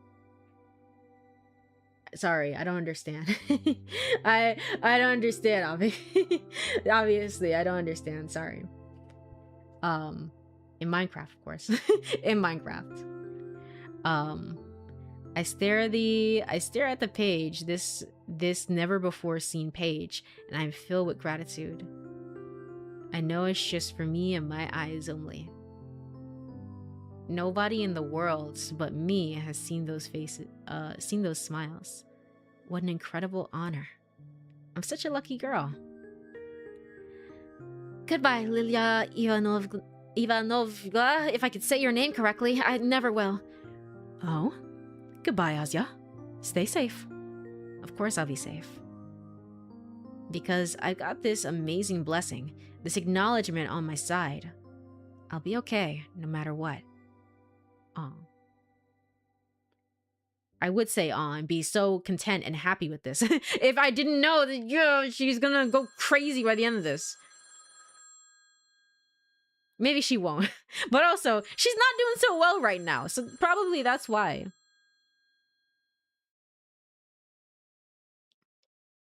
Hello? Oh yeah, that. Hello, Marina, please tell me the plot and what's going on. Evening. I hear Marina's cheery voice on the other end of the phone. Good evening, Marina. You're late. Huh? What do you mean? It's basically 8. It's 1:15. Uh-oh. Asya would not get along with me. Oops. Maybe I should have been the one to call. Sorry. I wasn't aware we're on a timer. Being a little late is fashionable, you know. I'm not very fashionable. Well, you can always change that. And be late? For starters, you can always make your hair all wild. Ever seen Nastya from my class? She has this crazy perm. I don't know how to do that. I also think my dad would kill me. You go to a salon for it. I kind of want to get one. Lev says I'd look stupid, but what does he know? That guy dresses like a total schlub. Isn't she worried he could hear her? Oh, right. Oh, right. How was your library trip? Well, it's a library trip. It was good. Come on, at least make it try and sound interesting. I'm not very fashionable. Good response. I'm not very fashionable is a good response to being early, I guess. To being on time for things. I might steal this in the future. Come on, at least make it try and sound interesting. Well, I'm kidding. You don't have to. It was enlightening. Perhaps everything I believed until today was wrong. The me you're speaking to right now is much wiser and braver than before. That trip was pivotal. It was monumental. Whoa. Alright, that's what I'm talking about. Never underestimate the quiet types, they say. How was your hangout? Neither pivotal nor monumental, I'm afraid. Sat at the edge of the cafe, looked at some magazines. Got the new Rovensnik. You read that one? Oh, no. I read, The Young Naturalist and Coster. That just sound like you. What's that supposed to mean? Oh, sorry. Didn't mean it in a bad way. But, I mean, aren't you curious about something more, grown up? I read grown-up stuff all the time. Oh yeah? Like what? Books, Dad's newspapers, Mom's magazines. Ooh, so mature. Well, mature stuff. What mature stuff do you read, Marina? The good stuff. Rovensnik, Work Shift, Rabotnika, Fashion of the Socialist Republics. How's the last one mature? You know what, Asuka? I'm gonna lend you some of those. You'll love them. Huh? I don't know, I'm not really into... No, I'm serious. You're gonna love Work Shift. They have this crazy story about a drug dealer last month. You have to check it out. There was one about a foreign prostitute or something in a couple of issues, too. I'll go look for it. Interesting. Those do sound really interesting. I was gonna say is like, because I was wondering if drugs was gonna be a part of the story. I mean, we already know that like, quote unquote, like medical drugs that maybe are not entirely tested or entirely on the market are part of the story. But I don't know. Maybe that's what Garen was out and about. He was getting those drugs, perhaps. Maybe that's part of it. Also, you said you had to meet with people. So like, who did you meet up with? You're conveniently avoiding that part of the story. Alright. I'm not sure my dad will like me reading that, though. That's so. Well then, we can read together. Yeah. I'll bring some this week. Okay. To be quite honest, I've been curious about those publications for a while. Last year, I even bought myself an issue of Rovensnik. I read all of it in one sitting. But then Dad found out and, well, it wasn't worth it. I guess I could buy one of the issues and read through them right away. Then, I could throw them away, but that sounds really wasteful. Oh, maybe I could donate them to the library. That's not a bad idea. That's not a bad idea at all. Although if Marina will share her magazines with me, I might as well save my allowance. Right, so let's get back on topic. The reason I called you. Yes? There's a long pause on the other end of the phone. Almost as if Marina was bracing herself. Remember I talk about Ida's condition? Of course. Of course. Well, here's the thing. I told you how Ida can get into these states when she isn't quite there. Usually, she could snap out of those. It took some time, maybe a couple of minutes, maybe even hours. But she got over it. And as time went on, it grew more and more difficult. The treatment helped. The pills acted as stabilizers. So it was like the pits in her mind became more shallow. They still formed, but they became easier to manage, easier to climb from. And when Ida stopped taking them, it was like being dropped right off the middle of a canyon. Marina paused. The way she spoke sounded as if she had to force out every word, made worse by the muffled receiver. And that's just half the problem. There's more? When you stay in that state for too long, you begin to deteriorate. Huh? The human brain isn't made to handle that sort of stress. So as a result, our consciousness, our higher functions start to decay. What? In other words, we gradually lose what makes us human. I don't know if it's irreversible, but from all I've heard, that's how it is. I feel a cold lump in my throat, higher functions deteriorating, losing what makes us human.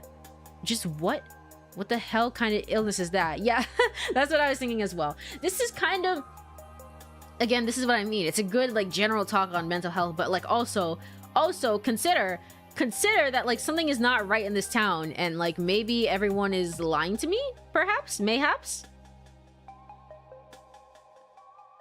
When we saw Ida that day, it seemed like she'd been out of it for hours. So there was a high chance that she didn't snap out of it soon after. Her consciousness began to fall apart. But here's the thing. She couldn't have run off in such a state. Finding a place to hide would also be extremely difficult. She wouldn't be capable of coming up with a covert hiding spot. At least not anything that multiple search parties managed to overlook. So what do you think she did? She went home. Huh? You know how walking home kind of feels like autopilot? It's not something you need to actively think about. So even if Ida became completely dazed, it's very possible that she still found her way home. That's a pretty good, scary way of putting it. Losing your ability to think and process is what makes you human. Hashtag reading. That is, it's very, that and then this as well, the idea that like you're on autopilot. There are people, obviously, there's a ton of people who are going through like any sort of mental struggle, but they can still obviously drive to the store and back. It's because at a certain point when you get to driving is just autopilot. And if you know where to go, it's the same places over and over again, right? That's why there is this part of driving that's very much like your brain's on autopilot because you can't even remember. Suddenly you're kind of like, huh, like I'm aware of my surroundings. Like I'm taking in, like I know the route here, but also there is kind of a relaxing quality to it. That's why some people find driving to be relaxing, right? Even though technically speaking, cars are very scary, technically. But we just kind of don't really feel that or deal with that. So even if Ida became completely dazed, it's very possible that she found her way home. Although it must have taken her a while. I don't get it. She was declared missing that same evening. If she came back, why did they file a report? I think they really did believe she disappeared. I told you, it could have taken her a very long time. Hours, even. Ida's mind was in tangles. She likely had no clue how long it took. So... what you're saying is... Ida's parents filed a missing report when she didn't come home as usual. That was probably late at night. Yeah, the report was filed somewhere after 2300. We're gonna say it in military time. We're gonna say it like that. Then, after they already called the police, Ida returned. Yep. So, why wouldn't they just call off the report? She sighs. Well, that's the nasty part. Huh? Let's say Ida showed up a couple hours later. At 1, maybe 2, something like that.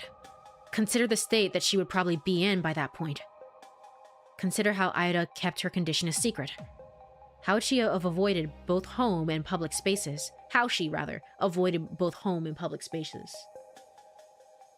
Once fell asleep while driving, and when I came to, I had driven 10 minutes on my way to home and couldn't remember it. That is the scary thing. That is the scary thing. Please, everyone, it's not to scold you, but it's like, sometimes it is the autopilot thing, and even I get into this at some points. It's not to scold everyone, because I've been there. I've been there, but man, if you can, please pull over and rest. Pull over and rest for 30 minutes. I'm begging you. It's better. It's better than driving. It's better than driving. Because it really is kind of a luck of the draw. It really is just kind of about hoping and praying that you don't run into any people that are freaking crazy while you're driving. That's the real thing about driving. I fortunately live in a little bit of a better place in terms of the drivers, but man, I used to in the old place that I was living in beforehand, the amount of stuff that would just happen on a constant basis is just like, well, not going to sleep during this place, because I know that I could just end up in terrible condition here, Everyone's deciding that, like, the rules don't apply to me specifically when they drive over here. So, consider how Ida kept her condition a secret. How she avoided both her home and public spaces. Yeah, don't do that. I drive professionally now. Phone down, stay rested. They make rest stops for a reason. True. Exactly. So, how she avoided both her home and public places. For all we know, it was her parents' first time seeing her like that. And if she was in that extreme state, head hanging low, blabbering nonsense, legs unstable, well, at first they probably thought she was drunk or high. They screamed at her, they demanded to know what she was doing, where, and with whom. But then they'd stop. They'd realize something was wrong. They'd feel it in their gut. Something about the way she slumped over against a chair, or the way that she kept muttering nonsense, or the way that her eyes seemed to glaze over and alert at the same time. Seemed glazed over and alert at the same time. It had to be unsettling. No, more like really freaking scary. So, they might have panicked. Panicked? Well, maybe that's the wrong word. They tried to be rational. A panicked kind of rational. Do you remember our talk at the cafe? Yes. Their family has a reputation to uphold. Whatever remains of it, at least. She's like, the longer that Marina talks about this, the more I don't believe her. I just don't believe her. It's like, cool theory, bro, but like, is any of this actually real? Let's go talk to her. Let's go to her home right now. I'm not gonna believe you until you actually go there. That's the thing. Their daughter's already the problem child. The difficult, the unstable one of the bunch. What do you think people would say to Ida coming home looking like she got shot up, with God knows what substance? Or better yet, returning way past midnight, mumbling like a lunatic. You're not saying that... I'm saying that would be inconvenient. It would exacerbate every problem the family already had. So in their minds, the best short-term solution would be to wait it out. Wait for Ida to calm down for whatever drug she was on. They would announce she would have returned only when she was presentable. Yeah, I feel like the longer you have her wait, the worse it gets. Because then the question is, where has she been this entire time? The whole town has been searching for you. But if she never came down, they'd probably think she'd be okay by morning. But if not, well... Then... wouldn't they take Ida to the hospital? I doubt they would. They wouldn't want the public to see her in such a state. And Ida's mother is a nurse. She'd probably try to handle it by herself. But that's... wouldn't they say that she was sick or something? Why keep the report? She came home under suspicious circumstances. Perhaps they thought it would be better to come up with something first. They thought they'd let her recover and then declare that she's back. But before they knew it, a couple of days had already passed. Calling off a report like that so quickly would be pretty embarrassing, you know. That's still... This all sounds a little far... just a tad. Just, you know, just a smidge far-fetched. But also, I can't deny the possibility. We can't deny the possibility, but you know what we can also do? We can also see if anyone knows where she lives. I don't know Ida's parents personally, but even I'm aware of how dire their reputation is. I find it very concerning that Marina is trying so hard to convince you that Ida isn't actually missing. Yeah, I feel that way too. I don't know. If I had to guess, my leading theory right now is that she actually did somehow die from the drugs that the brother was giving her. And Marina's like, oh shit, I have to cover up because that's a very bad thing. But I think that's a little... Maybe. It's entirely possible. I think it's a little too intense. I think the story is going in a different direction. But like, she is obviously hiding something. And she's like, what is it? What is it? Would they really go this far to protect it? Are people really capable of things like that? Crap. Crap indeed. But if everything is as you say it is, and Ida hasn't come come down, that means... Yes, her condition is only getting worse. We have to do something. I look around. The TV is still playing in the living room. For a couple of seconds, I stare at the door, holding my breath. Asya? You good there? Yes. Yes, sorry. It's okay. Can't spell Marina without Ida. You know what? You are cooking. The Marina is Ida theory has just dropped. Here we go. All right. So she's been putting on a wig every single day. And, nobody's seen them in the same place at the same time. So who's to say? Ooh, we don't know for sure. We don't know. Only Ida can really say that, like, hey, we're actually two different people. And we haven't seen her yet. So therefore, I'm just saying, it's a little sus. It's a little sus. If the game actually did go in that direction, I would scream. But we'll see. We'll see. Yes, sorry. It's okay. I just need to be quieter. Oh, I see. But yeah, I agree. I tried calling their place before, but it's either no response or one of her parents. So that's useless. How could it be useless? I also thought we could ask for Talik, but we gotta skip school for that. Why? He goes to kindergarten. The only time we could talk to him alone would be when the kids are let out to play. But that would overlap with our lessons. I can't really... skip. That's fine. I can. Really? Sure. Lev will get a call, but it's no biggie. If you say so. To be fair, you really have not seen both of them in the same room, but there's no way, man. There's no way. Everyone knows who she is, and like, we saw her. She's been living a double life in 2 different grades because she has like friends as Marina, and then also has friends. Well, she doesn't have any friends as Ida, but Ida is real. Therefore, she's been living a double life, attending 2 different school grades. How is she doing that? How did she do it? Yeah, I'll go there. Still, there's no guarantee that asking him will work. So I'd like to go to Ida's place, see how things are with my own eyes. Yes, that would be smart.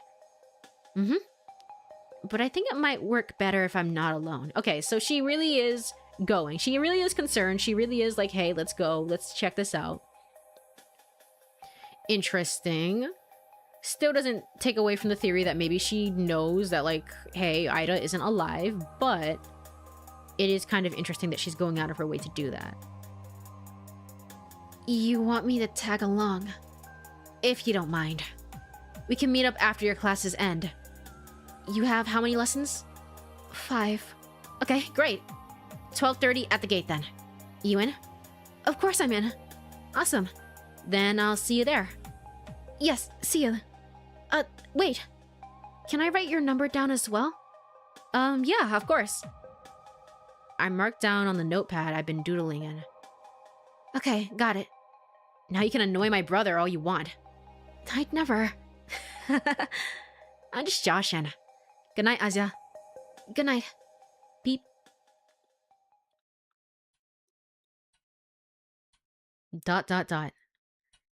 The handset gently clicks against the cradle. I'm home again, rather. The clock is softly ticking from the hallway. The TV continues to mutter from the living room. I look down at the shapes I've scribbled absent-mindedly during our conversation. The cross-hatching really got dense in parts. I don't remember focusing on that much. I don't think I was meaning to draw anything. I don't think I was, yet. When I look at this shape more closely, when I scan its dark, blurry outline, my eyes glide over its hunched back, then down the wave of hair.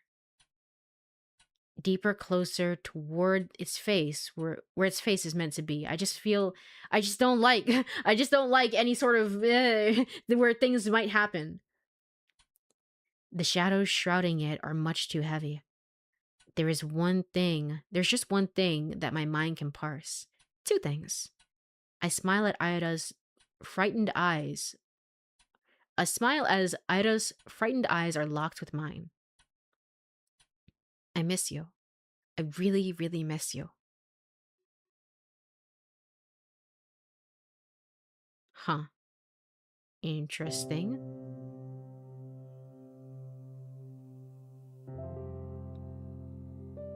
December 23rd. I'm guessing the climax of the game is going to take place on Christmas Day itself. I'm guessing. It's going to be like, Merry Christmas! We found a dead body. Something like that. The sky hangs low. The teacher's droning on about some historical battle on the blackboard. Blah, blah, blah. I can't force myself to listen. The only thing that matters right now is what Marina and I have set out to do. As soon as the last bell rings, I rush out of the classroom, down the corridor, down the stairs, down another corridor, then to the cloakroom, then outside. A wave of cold hits my defenseless face, so I hastily tie the scarf I've been hanging loosely from my neck. Asya! Marina's waving at me from the gate. I start running toward her, but... Pop! Ow! I see it! It's back again! This gnat! It's back! I thought you were dead! Hold on. We're not done yet.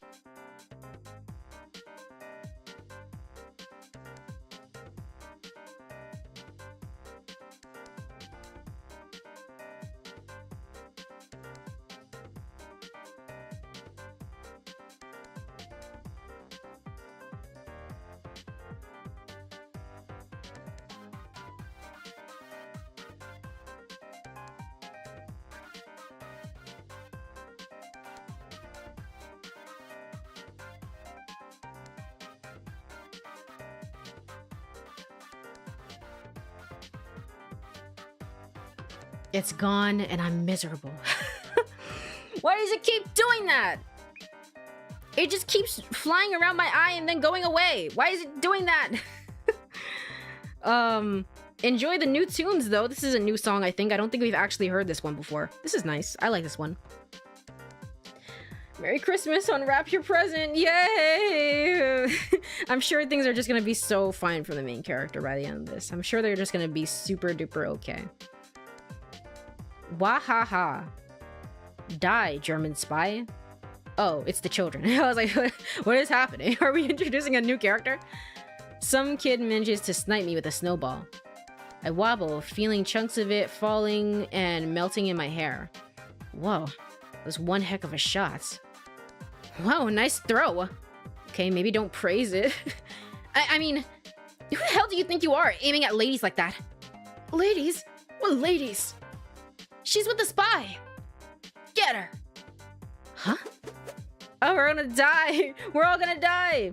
A barrage of snowballs flies at Marina, though unlike me, she successfully covers her head. What the hell?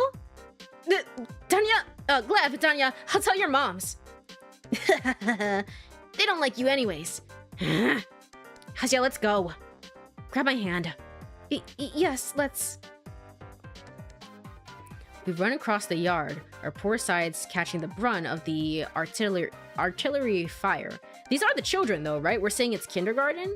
Is it just like one school that goes up to kindergarten up to high school? Because we did say this is the one school. I just wasn't sure if this was like, it also includes a kindergarten or if this is just the one school. I'm guessing it's just the one school. So we have a kindergarten here. Honestly, it's pretty amazing. They must be great at lapta. Do children play lapta anymore? God, the hell's that about? Stupid kids. I get their asses. Marina huffs, slapping snow off her battered coat. I do the same, until a rather unpleasant laugh sounds nearby. Nice running, you hens. Huh? Garen walks through the schoolyard to us, completely unfazed. Marina grits her teeth. Fatigue. Hey, you there. Why aren't you firing at him, huh? Yeah, why aren't you, guys? Say it loud and clear. 'Cause you're our boss. Gosh darn it. Gosh darn it, why do you have to do this? Aye aye. Hear that? What? Are you like their nanny? Their boss. Clean your ears. A boss? What does that mean? We have a contract going is what I mean. A mutually beneficial agreement. Capitalist capitalist pig.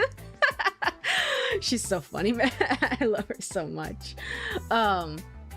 In a small town as this, it would make sense it's all one school. Yeah, I guess so. I was thinking it's more like, oh, it's the one high school, it's the one middle school, it's the one kindergarten, but I guess I was wrong about that. Capitalism, truly. Hasya, let's report him. Contract? It's simple. I let them see some of my hotties' card decks.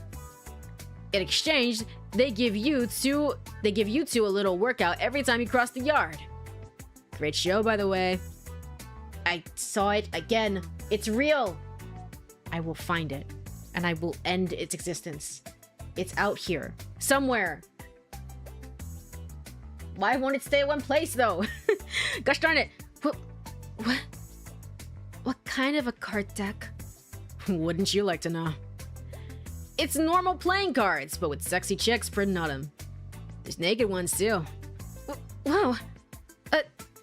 Huh? Where'd you even get that? Found it in my brother's room. He had it stashed in the back of a drawer. How classy. Show. Huh? Fat chance. Do I look like I'm giving out freebies? Huh. Bet that stuff's all crusty anyways. Crusty? Nah. They'd be in pristine condition. Meant only for the initiated, which you're not. Wow, we've got a secret society over here. What's the name? Porn Poker League? That's catchy. I'll give you that. I don't think we should be talking about this. Right on, Shabina. It's unbecoming of a woman of Cosmos. Why is this so hard for me to say? Consomol. To use such expressions. There we go. Is it becoming for a man of Consomol to carry stuff like that?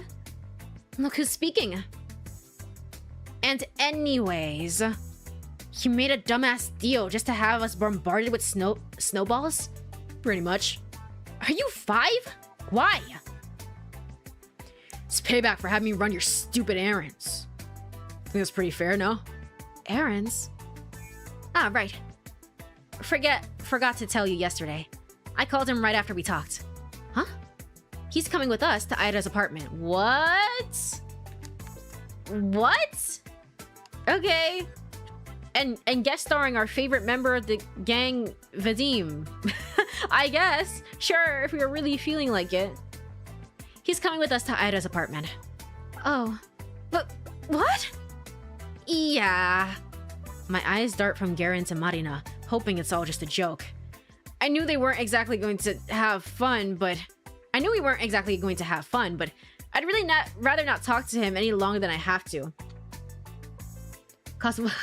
I'm gonna be honest, I was reading so heavily, it's like, it has to be Cosmos in there, right? I must be reading this correctly, right? No, it's the letters, they all got jumbled around. That's my bad.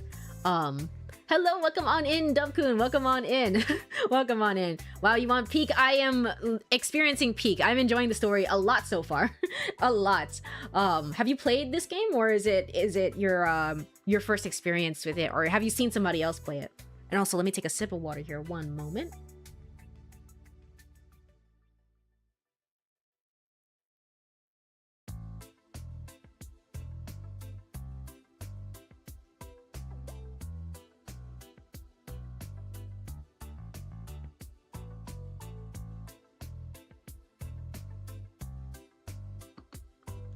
Alrighty.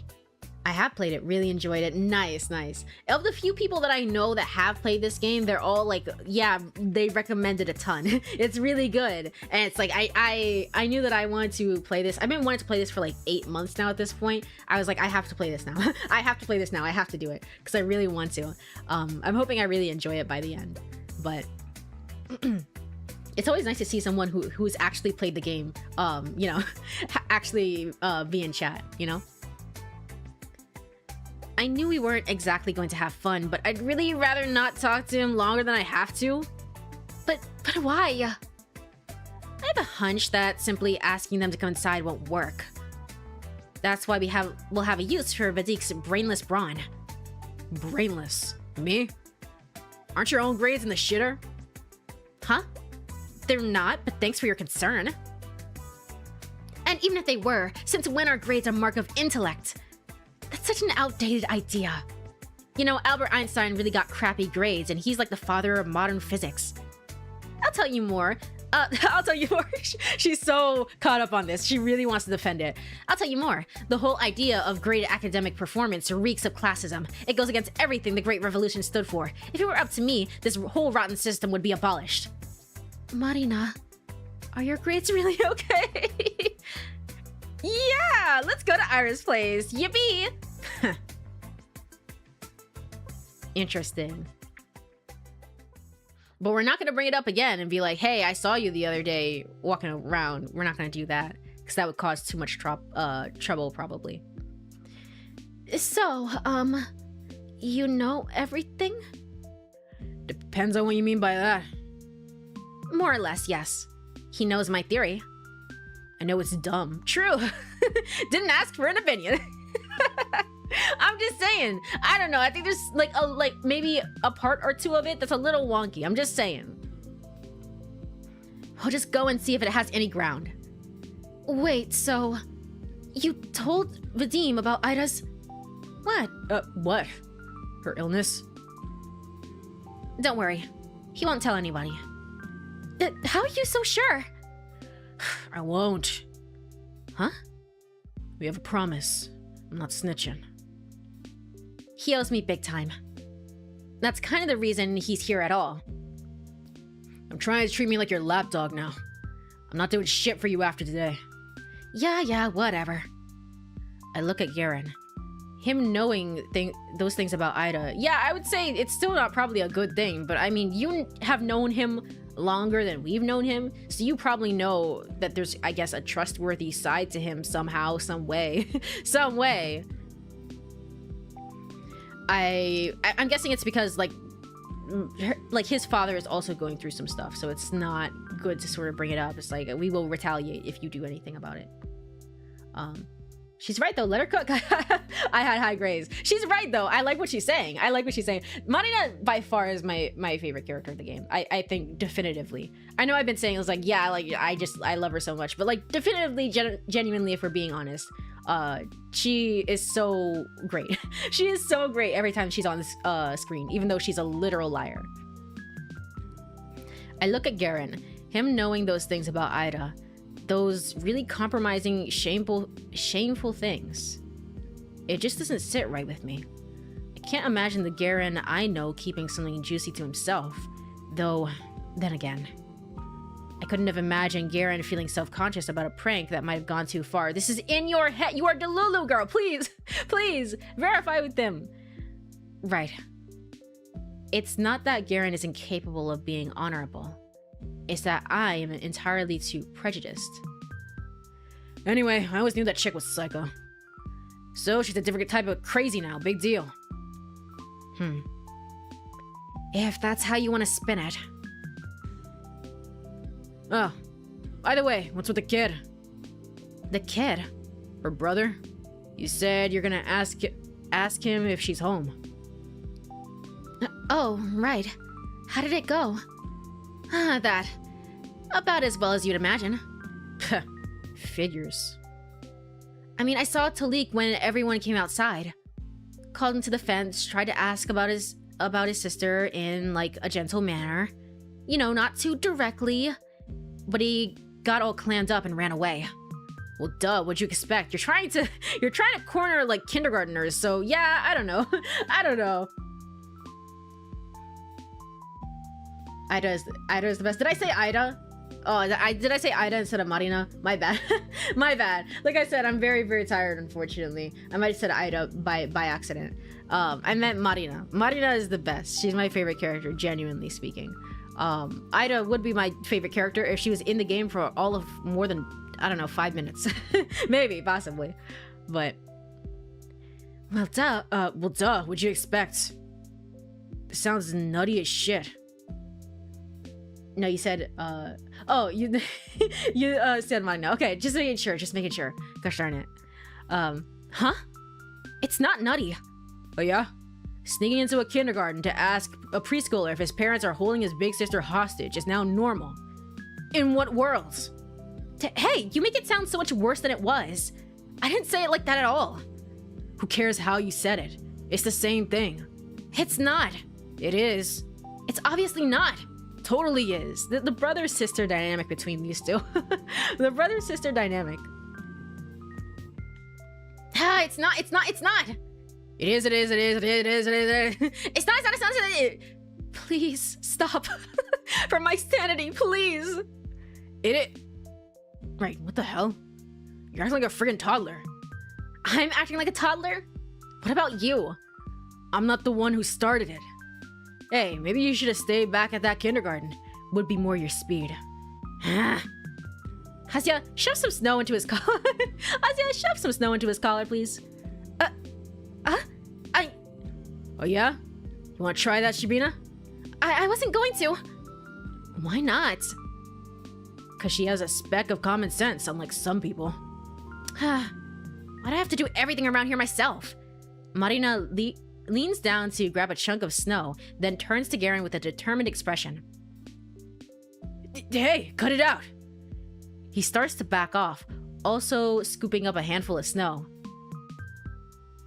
What's that? You scared? Scared? No. But I ain't going down without a fight. Oh, you want to fight? I'll give you a fight, all right. Missing, by the way. Ida's missing. Ida is missing.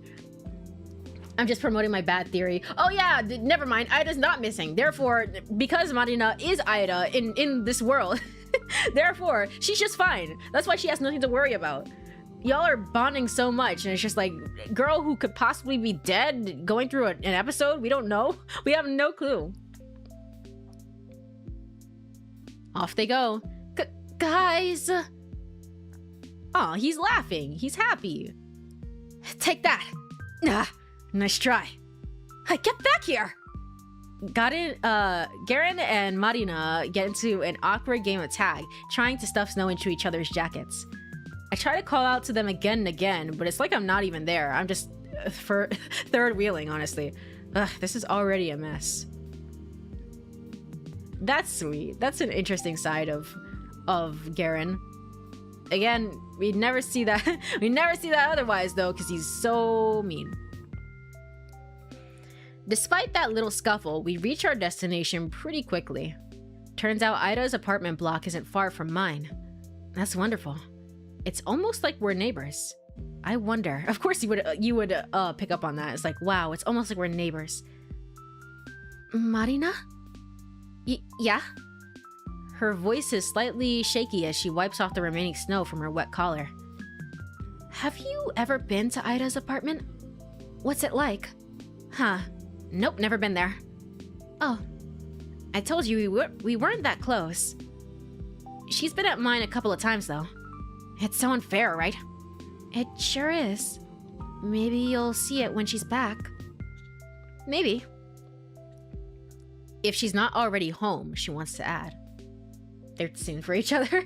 I don't know if it's more of a brother-sister dynamic or if it's more of just like a general like a I think it's or like a childhood friend thing dynamic, which could potentially, I don't know. I can't see them being romantic. I can't see them being romantic, but I can definitely see them being like super soon in the way that they're like, hey, I don't want to admit that I was childhood friends with this person, and like actually I really remember the good times that we had together.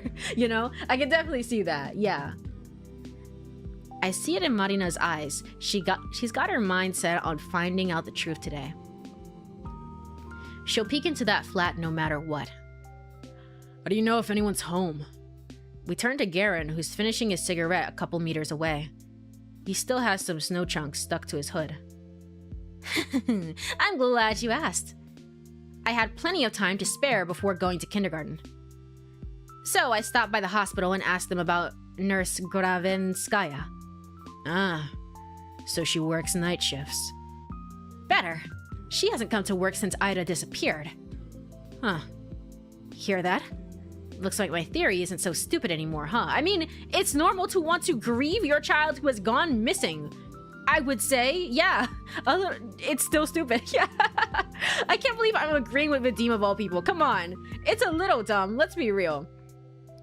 It's so stupid. Marina sticks her tongue out. Why do you keep calling it that, Vadim? I don't think it's that dumb. You serious? She came up with a batshit conclusion and then twisted everything else to match. The hell? That's not true. Yeah, I felt a similar way. Asya! Sorry, Marina. But it doesn't sound a little bit like that. Still, I wouldn't call it, batshit. Even if it is a little out there. Out there, huh? You know, if there's even a 1% chance that she's in there, I have to try. I don't care how dumb it is. I agree. You never know until you check. Psh, Shubina, you can say that about friggin' anything. You can. But incredible things happen all the time. So, I don't believe we should be calling bold ideas stupid or crazy or anything like that. Bold ideas, please! Aliens crash landing into Tunguska is a bold idea. This is some cheap twist she's got from a detective novel. kind of true, to be honest. I think both of these are rather bold, though I believe that it was a remote energy transfer in Tunguska. Heard that one. Seems far-fetched. Read some eyewitnesses' reports and nothing there suggested electricity. Huh, well, electrical explosions and fires of that magnitude wouldn't look too different to an outside observer, I think. And it doesn't have to be electricity, right? There are other forms of energy out there. You are quite knowledgeable. You are quite knowledgeable, both of you, about this. It is time for the second break of the stream. We're probably going to take a break here and then probably go for another 30 minutes. Again, apologies for it being such a short stream, but at the very least, my headache is gone now, I will say. It's just that I'm tired. I'm tired now. It's probably best to rest a little bit. I'm still glad that I got to play through some more of this game. So we're probably going to go for like 30 or so more minutes. But let me go over to... Oh, and it's already started. Let me go over to Burb's screen. If you are here, stretch, get some water, all the good stuff. I will be right back in 3 minutes. See you then.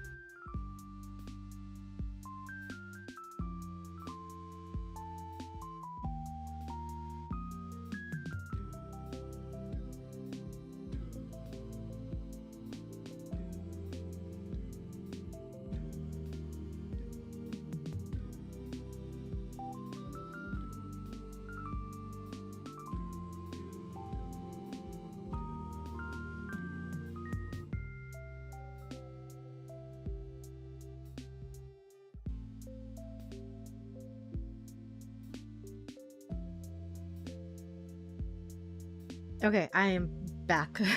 Rest good. I can tell you that it's good because usually for break, I'll like get up, I'll stretch, I'll like use the bathroom, I'll get some water, all the usual stuff that I say that you should do. This time I sat here and I was like, I'm just gonna rest my eyes for a little bit, and then I looked over and I'm like late. I'm late for being back to stream by some like less than a minute, but still I'm late technically. I was like, oh my gosh. You can tell I am dozing off a little bit.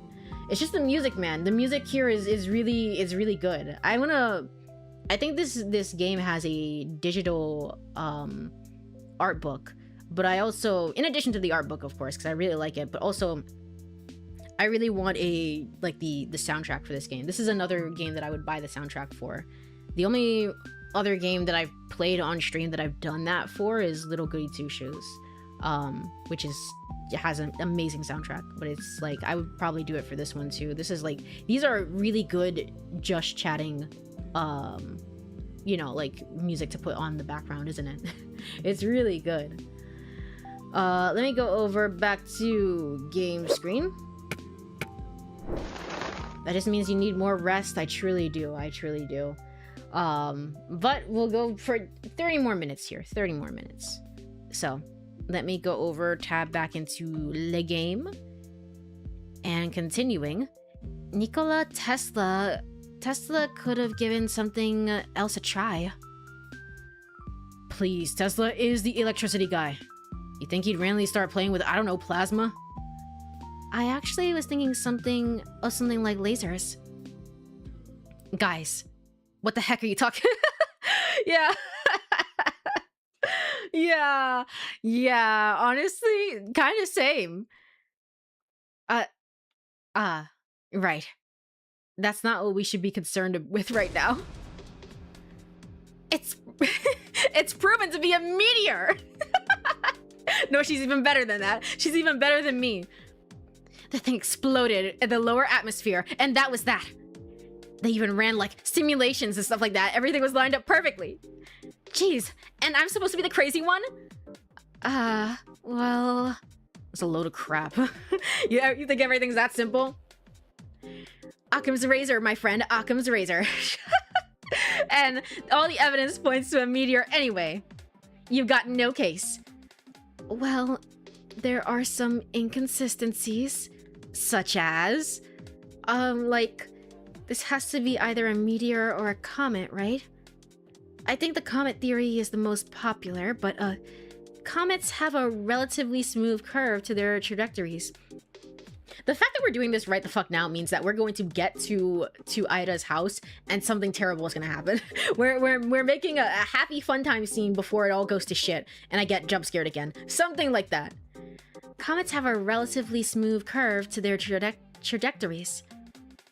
If this really was a comet, it would have burned up in the atmosphere at a much higher altitude. Well, it still could have been an asteroid. The name's literally the Tunguska meteor. Then where's the debris, genius? Where's the crater? I said it exploded in the air. There wouldn't be a crater. Then there would still be chunks of it scattered around. They scoured the whole area and nada. Yep, Courie knows original novels. I'm trying to key into this stuff. Tesla did work with plasma, didn't he? I have no clue. I have no clue. They're talking about something that's like, yeah, okay, I believe you guys. Soundtrack is on itch. This game was on itch. I don't know if it was originally on itch or it just got released on itch at the same time. But that makes sense. This has the I guess the aesthetic, the vibe from what little games I've played over there. I'm not like a true like, wow, I spend so much time on itch or anything, but the games that I have played is like, this fits right into it. They scoured the whole area and nada. The chunks. The debris could have disintegrated from the heat. The blast was huge, right? The people in the villages nearby felt this intense heat wave. It could totally melt that thing. Melting? Huh. I knew you sucked at physics, but that bad? Oh yeah, because your alien spaceship version is so realistic. Actually, there's also the extinct comet theory. conversation continued like that for a couple of minutes. Wow, I'd never guessed I could discuss a topic like that with my schoolmates, especially Garen. Even though everyone's opinion is so different than even when everyone's opinion is so different that the exchange borders on being a full-blown argument, I think I'm having fun. It's strange. It wouldn't be much of a dialogue if everyone sat nodding their heads in agreement, I suppose. That much is obvious even to me. I just forgot how things like this are meant to feel. When was the last time I've done this? Have I ever done this? Maybe I never have. Maybe I was never supposed to. Now I'm not sure myself. If I weren't meant to find myself in a situation like this, then the only way this could have been made possible is through a blessing. That's the only sensible answer. The only reason why I can enjoy things like this despite my inadequacy. Marina does know that it's not literally a meteorite that burned up. Marina does know that it's not literally a meteorite if it burned up in the atmosphere, right? She doesn't know that. All the list of all the subjects that she was like, hey, don't ask me about these subjects. Don't ask me about Russian. Don't ask me about literature. Don't ask me about math. Don't ask me about science. Don't ask me about this, that, and the other from last time. She doesn't know. She doesn't know. The only reason why I can enjoy things like this despite my inadequacy. Of course. Naturally, it's a gift. I cannot waste it. Perhaps that tiny part of my humanity knows how to have conversation. How conversations... One more time. One more time, Courie. You can do this. Perhaps that tiny part of my humanity that knows how conversations go can be restored. There we go. And that tiny part of my humanity that knows how to friggin' read words, it can also be restored. There we go. Is that something so improbable? Is that why something so improbable has been allowed to happen? Maybe I'm being too hopeful. In any case, it's yet another thing that I can wholeheartedly be grateful for. Alright, enough space talk. Let's do what we came here for, shall we? Yes, let's. Thought you'd never ask. It sucks because I know Vadim's gonna come in the next day and he's gonna be like, oh yeah, you suck, Shabina. Oh, he's gonna do the same thing over and over again. But we still had this nice moment together. Marina gives a reassuring smile and we all head to the entrance. It's the same as all the other residential buildings in Vorkuta 5.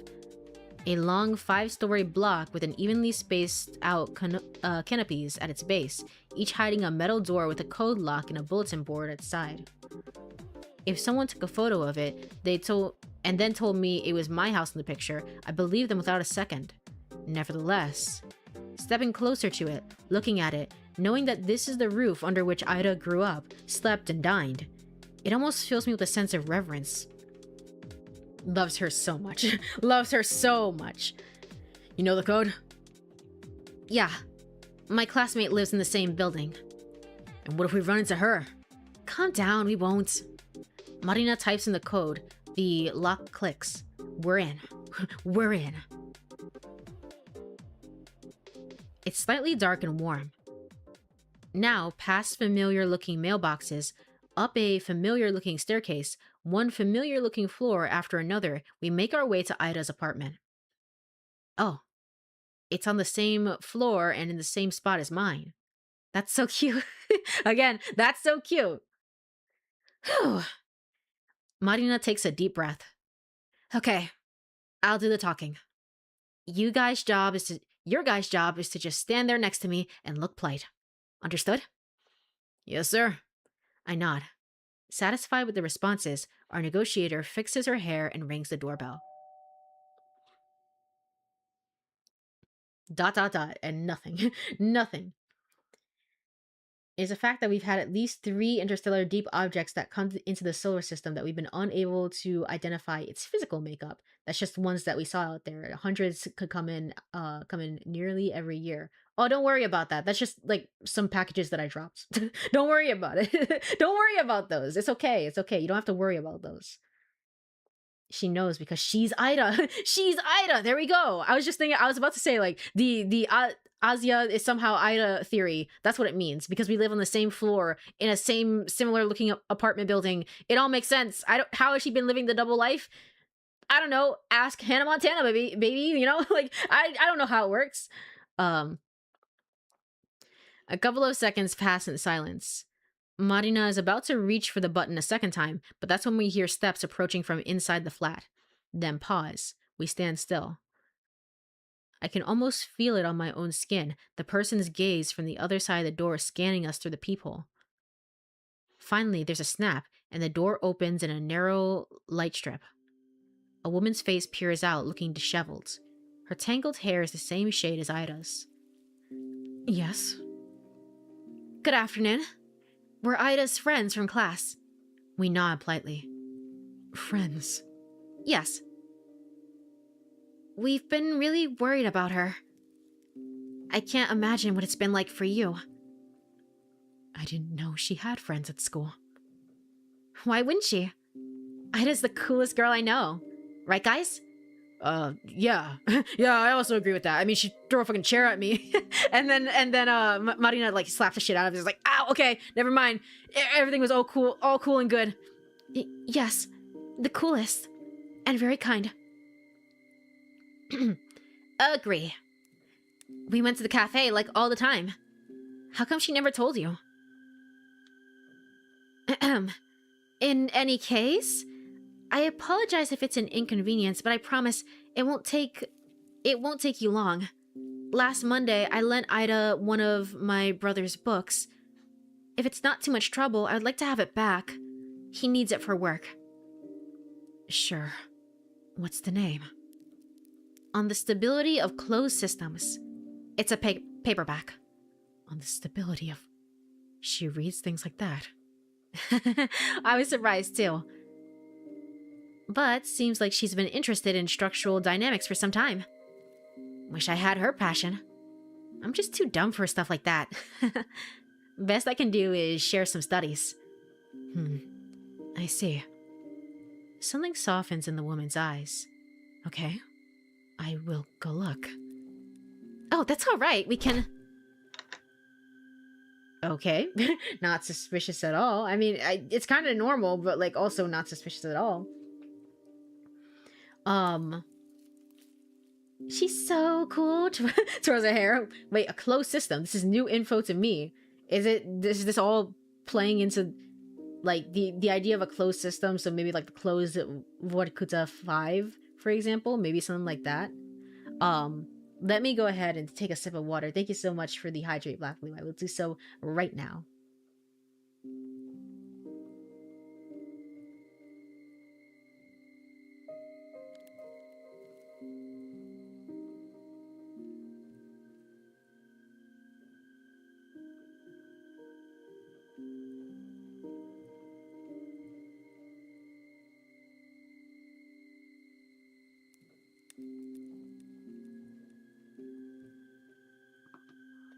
Alrighty, thank you again.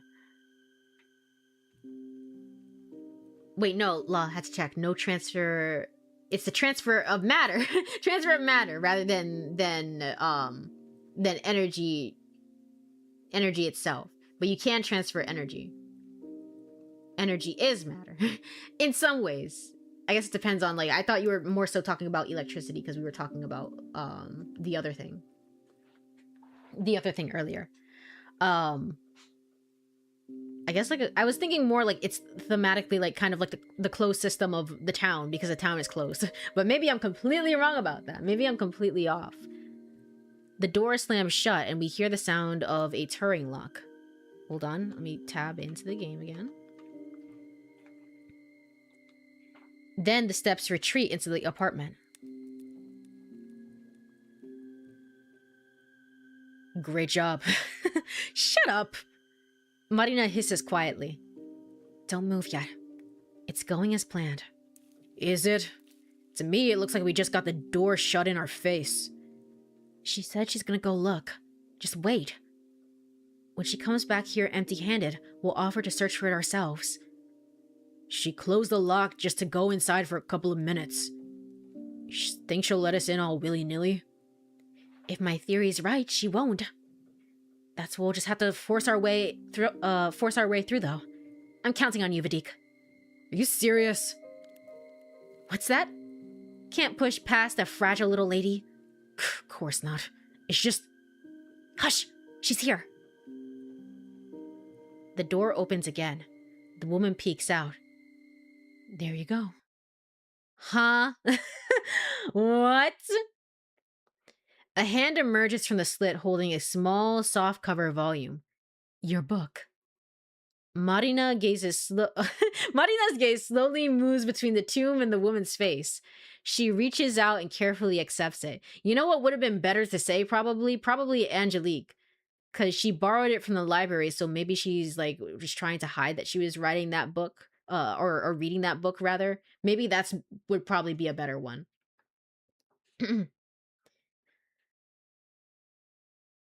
Has to transform before it can transfer. You know, technically the Earth isn't a closed system. Technically the Earth isn't a closed system anyway. But basically, Ida is Marina in the closed system of this town. True.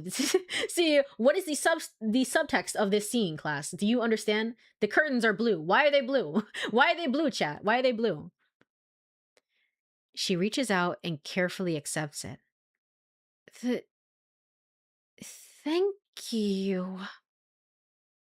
Thank you for being friends with her. Slam. The door shuts. What the hell? Marina flips through the book's pages absent-mindedly. So, did you actually lend Ida that book? No. I don't think so, no. You don't think so? She shakes her head. She gives me the tomb and starts digging through her bag for what must be the 4th time already. Damn it! Where is it? Where the hell? I look down at the stability of closed systems in my hand. Just like Marina said, it's a small paperback and a worn-out one at that. The year of issue says 1966. I open the book at a random page. If we are to arrange the components in order of cognition of what... oh my gosh, it keeps going. The list would go as follows, starting from highest. Moral belief, prejudice, subjectivity, objectivity, the desire to create, the desire to change, the desire for happiness, the desire for status, ambition, confidence, self-esteem, self-image, the desire for kinship, the desire for family, the desire for intimacy, the desire for a healthy body, the desire for a stable income, the desire for plentiful resources, the desire for food, for shelter, food, water, sleep, sex, procreation, excretion, breathing, homeostasis, soul. Just one of these things is not like the other. Soul. What is soul? Starting from the highest, moral belief is highest. Desire for a stable income is pretty low on the list there. Okay. The exact sequence remains a subject of debate. That said, the soul is ubiquitously accepted as the root of all cognitive function at the time of writing. Okay, so you're saying like things branch out from the soul and then go from there, and then it goes up into higher functions. Gotcha. Each subsequent component following the root is the result of varying degrees of deviation from the base code, which... Are you digging for gold in there? I took our copy with me to show her mom in case we ended up searching the room. But it's... She goes silent, her movements slowing to a halt. Marina? It's not here. What the fuck? What? You're saying her mom opened a time portal into your bag specifically to take out the book and then show it to you and be like, ha ha ha, got him. Got him. These kids don't know what's coming to them. The hell? Yeah, but if she had said Angelique, how else my bad theory? Get more poor evidence. Ida's soul hasn't left. It's still here. She's a ghost, and she's here pranking us by removing books from our bags. She stares into her empty bag with an expression I've never seen before. Then she lifts her head and takes the book from my hands. The way Marina looks at it is as if she's trying to compare the item in front of her eyes with the memory of the one that she held this morning. Could be a different copy. She softly shakes her head. I don't know. Maybe you did lend it to her. Marina doesn't respond. I look at Garen, but find myself unsure of what to make of his expression either. He wouldn't miss an opportunity to make a joke about this, right? Marina looks so lost. It would be a very cruel... No. It would be a very Garen thing to do. And this serious face, seeing him with a face like that is oddly disconcerting. So it worked. Huh? Marina quickly slips the book into her messenger and turns to us, wearing her usual chipper grin. Guess old habits die hard. I'm the same old airhead. Tell me the plot. Tell me what's happening in your side of the world. Tell me right now. What's going on? Huh? You caught me, Asya. Looks like I got some things all mixed up with the weird crap going on. Well, a closed system. Is that what this is? And we're saying a closed system somehow? The way...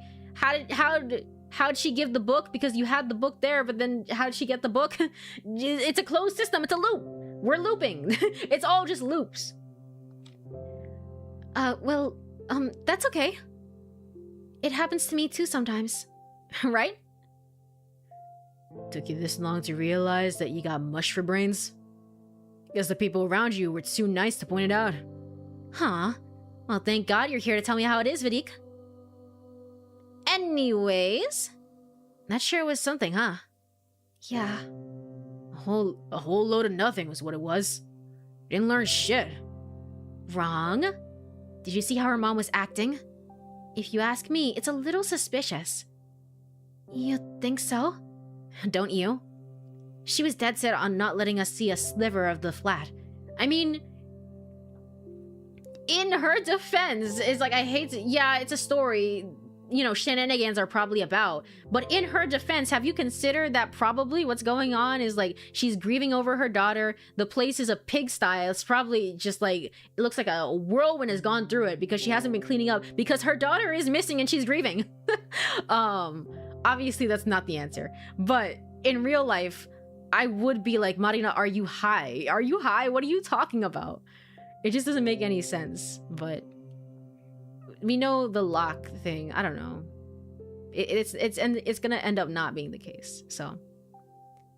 Don't you? She was dead set on not letting us see a sliver of the flat. Why do you think that is? I understand what you're implying, but she might just be a private person. Huh. Ain't it obvious? She's sick of random people asking about her daughter. You two aren't wrong. I'm sure both of these are big contributing factors. But even then, I don't know about you, but to me, something about her behavior seemed a little too paranoid. I doubt privacy is all there is to it. I suppose. Ma'am, that's her home. That's her home. She's allowed to do what she wants. I keep forgetting the name, but it's that item, the one that only exists inside the time loop. I wish I knew. Unfortunately, I only read visual novels, and so all I know is Schrodinger's cat. Did you know about Schrodinger's cat? I could tell you all about Schrodinger's cat. That's the only thing, though. It's probably something that got brought up in the third Zero-Scape, if I'm being honest. There's a whole like book of paradoxes that I had. I have it. I don't know if I ever read through it beyond the beginning portion of it. But I had it, and I bought it specifically because I played the third Zero-Escape game, and I was like, why are we talking about all this stuff? It's the one scene where we're trying to get the chain off the dog, and it's Eric and Mira and Q, and they're just kind of going through a bunch of stuff, and it's just like, if you wake up on Tuesday, and if you do the Thursday, and when did you wake up? How long have you been asleep? And I'm like, what the fuck are you talking about? Why can't you people be normal? that theory thing, it got me into buying that book. But unfortunately, I don't know what you're talking about. I suppose. Oh yeah, the Snow White paradox. Yeah. Nah, it's always Saturday. It's always Saturday. I'm always chilling. I don't know. I still cannot wrap my head around it to this day. But to be fair, pretty low level ones like the Monty Hall problem, I still can't really wrap my head around sometimes. It's just like, I get how it works, like I can get the instructions, but if you ask me to think about it too deeply, I'm like, what? What? that sort of thing. I suppose I can see what you mean.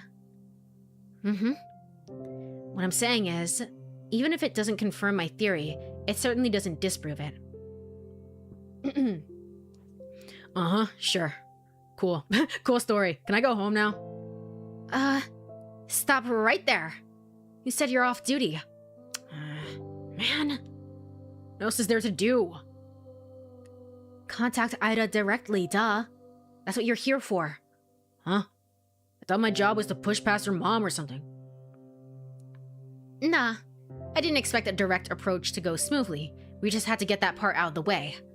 Now, comrades, this is where the real action begins. The real action?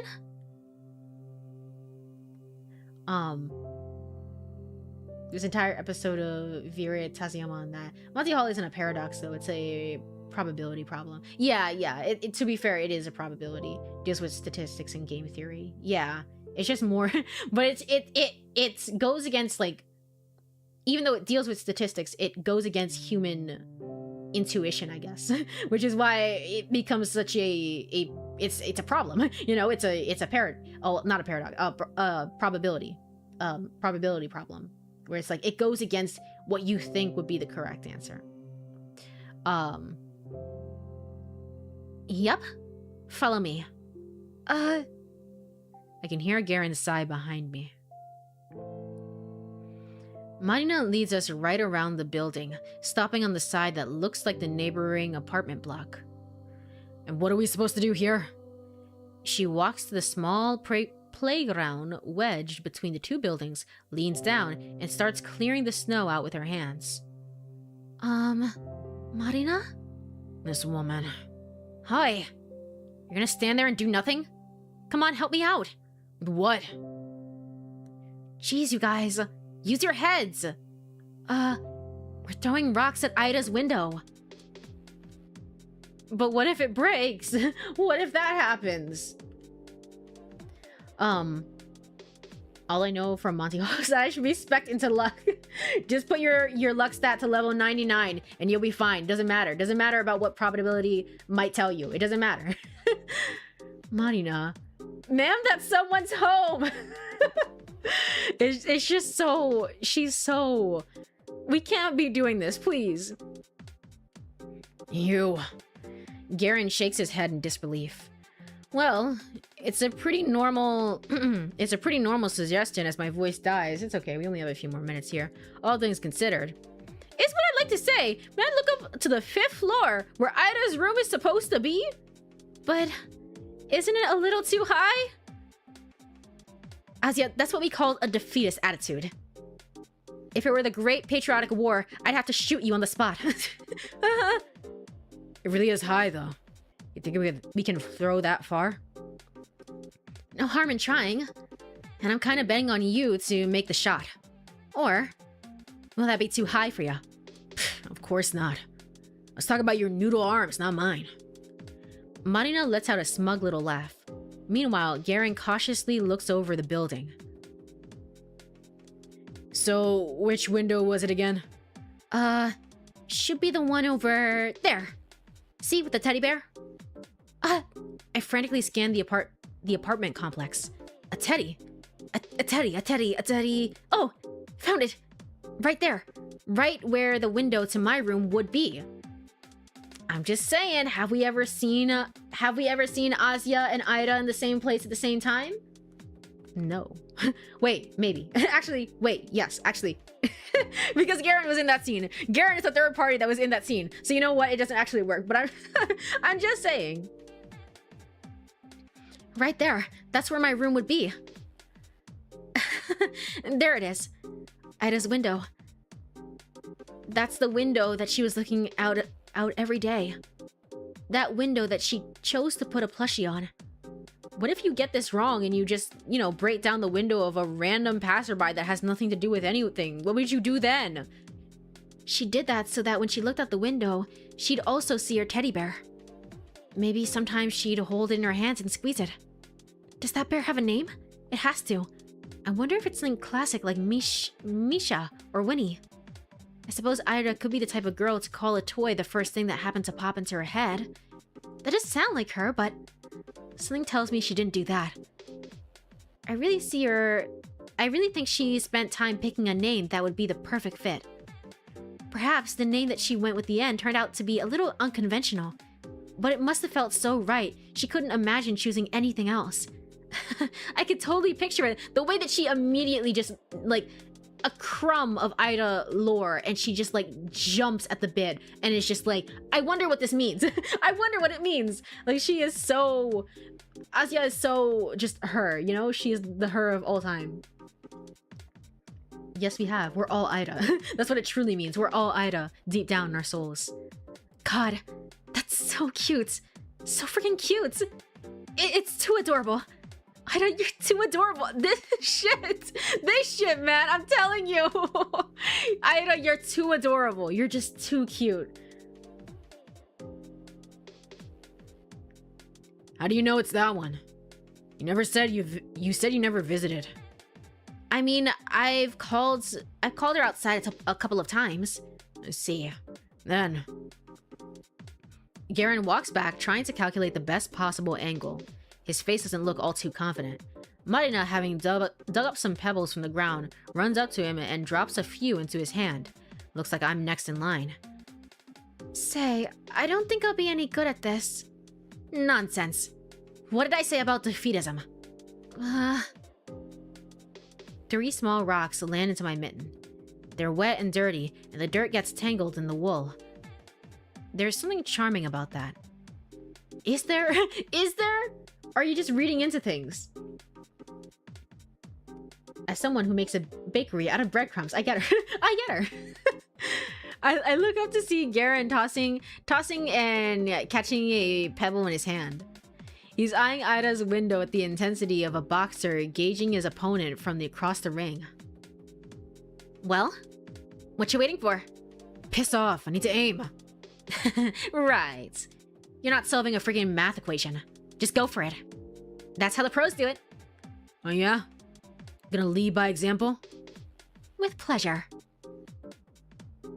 Marina gives both of us a challenging look, then turns to face the block. She takes a couple of steps back, gripping a pebble in her hand. Then she exhales and... Pop. It lands in the snow. Yep. That's not even close. Shut up. It didn't even reach the wall. Hey, listen. It's the spirit that matters. You think the pros get to national level with without a couple of fumbles? No. It's a rocky road. Victory starts with a mindset, a goal-oriented mindset. That's true. Yeah, sure, you're gonna go far. With a throw like that, maybe one day you'll make it to the Paralympics. Big talk from a guy who's yet to make one shot. Why are you standing there anyways, huh? Scared won't fly? Scared yours won't fly that far? You suck at bluffing. With a big, almost theatrical swing, Garen shoots his pebble across the yard. It draws a rather scenic arc and bounces off the wall just below the 2nd floor. We're gonna go to the 5th floor? We can't do that? That's it? Better than your sad excuse for a throw. It's nostalgic. It's all about the form, Marina. You gotta follow through with the throw. Full rotation of the arm. Full rotation! I think, honestly, more than anything, we should probably just climb up a tree maybe, or something, and maybe throw from there, because I don't know how it's gonna work. Years pass and you still pitch like a toddler. Zip it, Kaplan. You're catching the next rock. Oh, we're on a surname basis now. He's serious. You bet your ass I am. Listen here. First one to hit the target wins. Loser buys soda. Huh. Sure, you're on. Asya, your turn. Huh? But do I have to? It's pretty far. Come on, it's just for fun. Can't do much worse than me. Well, if all 3 of us are playing, how do we choose the loser? If the winner is the one who ends the game, we can't have 2 losers, right? Whoever hits the lowest Whoever hits the lowest, whatever. Just shoot already. I'm really no good at this. I'm always the last one in PE. I look up to the 5th floor. Man, hanging out with Marina's really gonna run my wallet dry. Bye-bye, allowance. You think they can maintain good form while holding on to a tree? No, but I think that's their only option, honestly. I don't think good form can save you from this. It's the 5th floor, man. No, she was right. That's a defeatist attitude. I can't let it bring me down. I've heard stories of people lifting cars in times of crisis. When it's do or die, us humans can pull off athletic feats that should be impossible. So can I. I just need to channel that. I need to get in the zone. Let my inner warrior out. My inner warrior. Yes, that's right. I come from a long lineage of humans. The blood of prehistoric hunters flows in me. The ones that hunted mammoths, the ones that chased their prey for days on ends. I bet I can make it. I could do it, no problem. I could do it, no problem. It'd be fine. I don't think a lot of people could. All you gotta do is go farther than Marina. I have a feeling the main character is not going to go farther than Marina. I just had this feeling. I think I'm feeling it. I feel it. I can feel the adrenaline pumping. Someone's looking determined, and my voice is dying a little bit. It should be ending now, but just one more scene. Just one more scene. What's the worst that could happen? Teehee.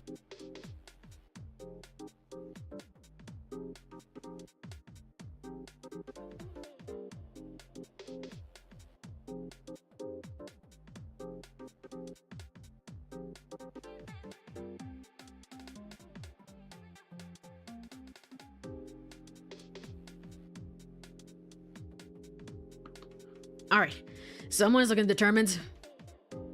Yeah, that's what I like to see. Show us how it's done. I take my swing. I'm sorry, Marina. I may not reach the 5th floor, but I'm not gonna come last. Not this time. This time, I'll...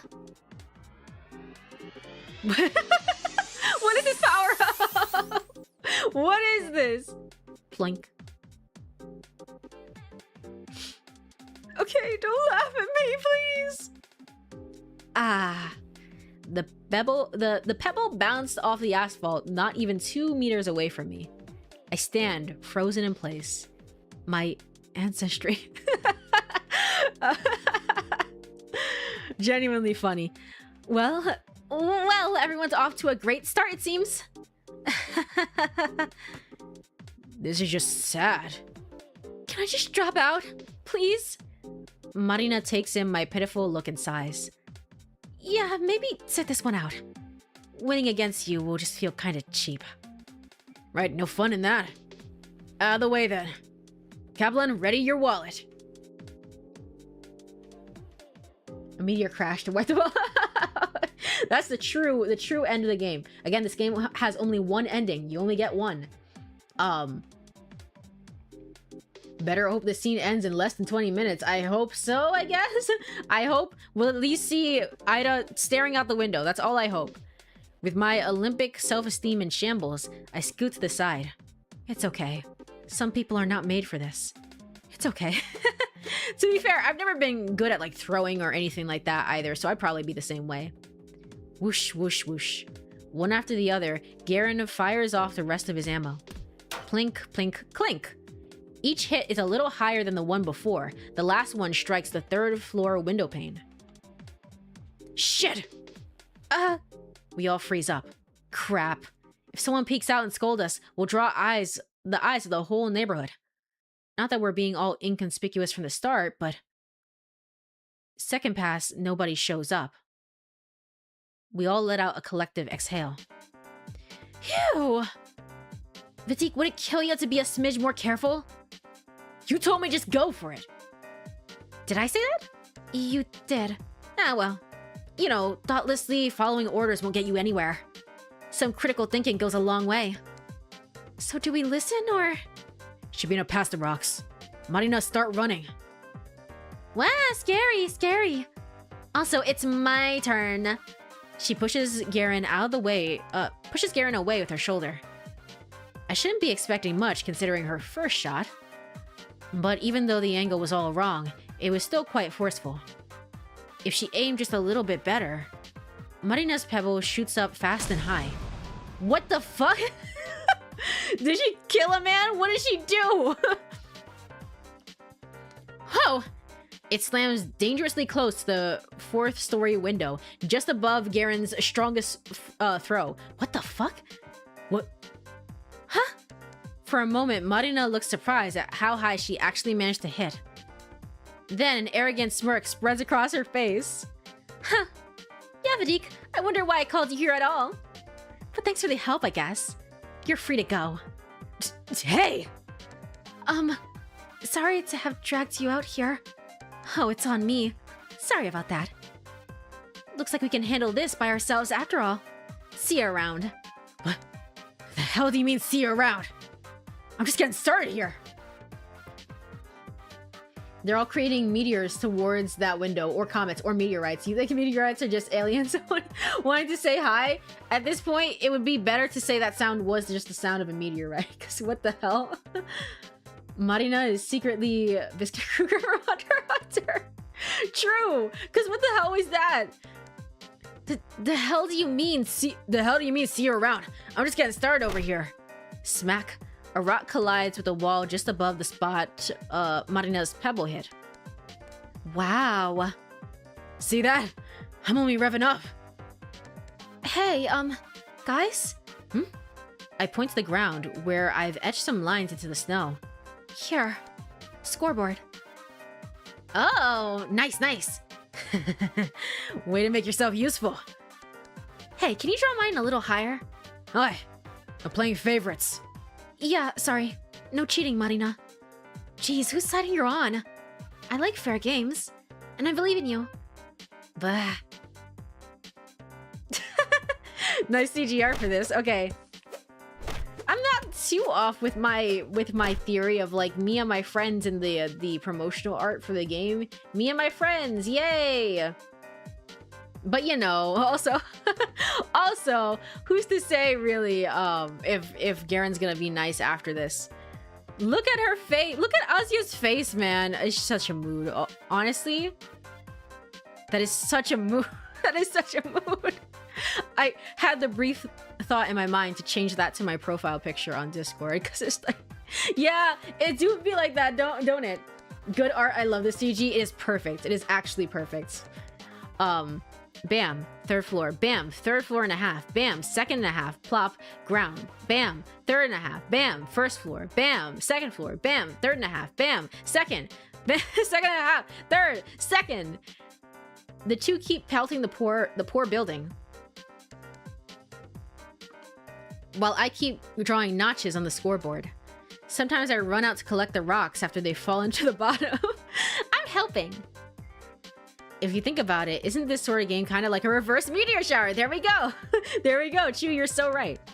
Rocks flying up to the heavens, never quite reaching their destination. We captured them with a long exposure camera. They leave similar traces in the sky. A sea of dark parabolas, almost uneven, interrupted halfway through, broken. Ouch. I get distracted and a pebble hits my head. Asya, I'm so sorry. Are you okay? Oh, yes, don't worry. Please keep going. Gee, Shibina, watch where you stand. Sorry. Whoosh, whoosh. Looking at it now. Yeah, Marina's aim isn't the best. Really, it's kind of a coin toss between her sending the rocks really high up or straight into the snow. Still, she puts a lot of force into those throws. Garen can see that. In spite of her flawed technique, Marina is truly a worthy opponent. 3rd and a half, 4th, 3rd and a half, 3rd and a half, 4th, ground, 4th and a half, 4th. I can't believe we might actually reach the 5th floor. There's no fucking way, man. There is no way. Also, hello, Bronsua. Welcome on in. Welcome on in. Thank you so much for joining. It's Bronsua. It's Bronsua. I should remember. It's actually Bronsua, not Bronsua. Sorry, I've said it Bronsua a few times, and now my brain struggles to remember. But I try to remember my very best. I hope you've been doing well. I'm here playing some Z.A.T.O. I love the world and everything in it, and it is such a such a dank game, but it's also very, very goofy, and I love it quite a bit. I love it quite a bit. So, welcome on in. She's gonna beam someone in the head looking out the window. I'm calling it. I'm just saying, this cannot go... Oh, look! The CG got updated! I have a little band-aid on my head now. Asya has a little band-aid! Ow! I'm helping! Oh my gosh, this game is lovely. This game is absolutely lovely. 4.5. Guys, you're almost there. Yeah. Watch this, kid. I'm gonna knock Ida's window right out. Please don't. You're calling kid. Make way. Bam. Damn it. Oh, you almost got it. Seriously. Next one's gonna be it. Count your prayers, Kaplan. And your cash. I take cream soda, by the way. Cream soda? Really? That's pretty cute. How is it? Whatever. Actually, it's not very fair to you, is it, Asya? Huh? What do you mean? Vizik, we can't leave the Squire out. Squire? The loser buys 2 drinks. One for the winner, one for Asya.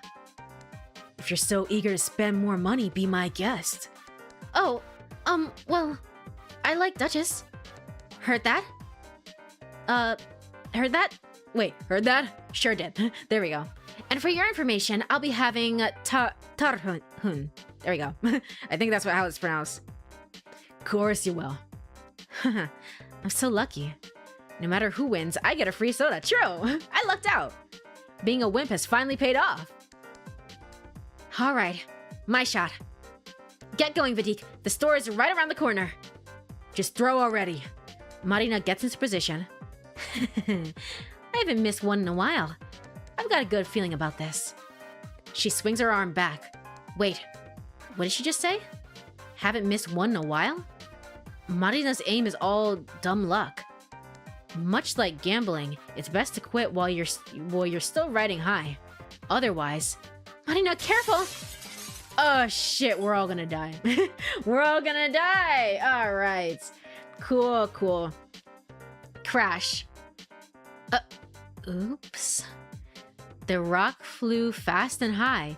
It went straight into and right through the 4th floor window. Oh shit. Bullseye. What the fuck? Everyone run!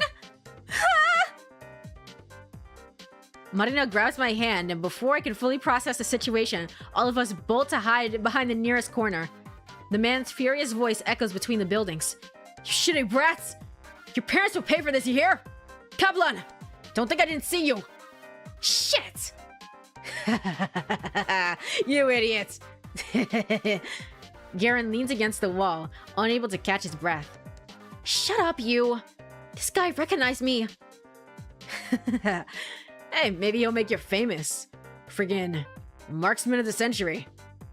She punches his shoulder, and lets out a giggle nonetheless. Well, hey, at least I hit a target. One you weren't aiming for? Details, details. I crouched down and let out a sigh. Wow, what a doozy. At least that man didn't know who I was.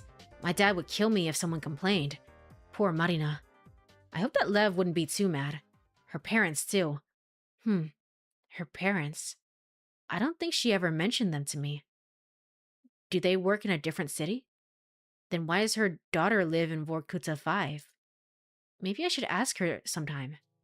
I look up at Marina, who's still exchanging verbal jabs with Garen. I'm not sure if I should interrupt, but... So, what do we do now? Huh? Their smiles falter. Maybe I shouldn't have said that after all. Good question. We're all done here, right? This counts as Marina's loss, right? Somehow she's still spinning it to be like, yeah, this is my win. This is my win. Honestly, I wish that's the true mindset that you should have. Aw, they're besties. They really are. I kind of like them. I like them quite a bit. I like their dynamic quite a bit. We're all done here, right? Aren't you eager to go home? Sorry to disappoint you, but I still have my plan C. Plan C? The hell? This whole throwing rocks at a window strategy isn't exactly foolproof. even if we reached her floor, people don't usually respond after just one rock, yeah? True. So we need to hit that high at least a couple of times. That would be difficult. And even if Ida is there to hear us, who's to say she would respond? If she's really being kept in there by force, you'd think she'd be screaming out into the street the first chance she got. Why the hell do you think why the hell do we do all that in the first place? There's still a chance that we get some sort of reaction. Even if it's just 1 in a million, it's worth a go in my books. Your whole dumb theory hinges on that percentage. Yep. I mean, it's not so bad.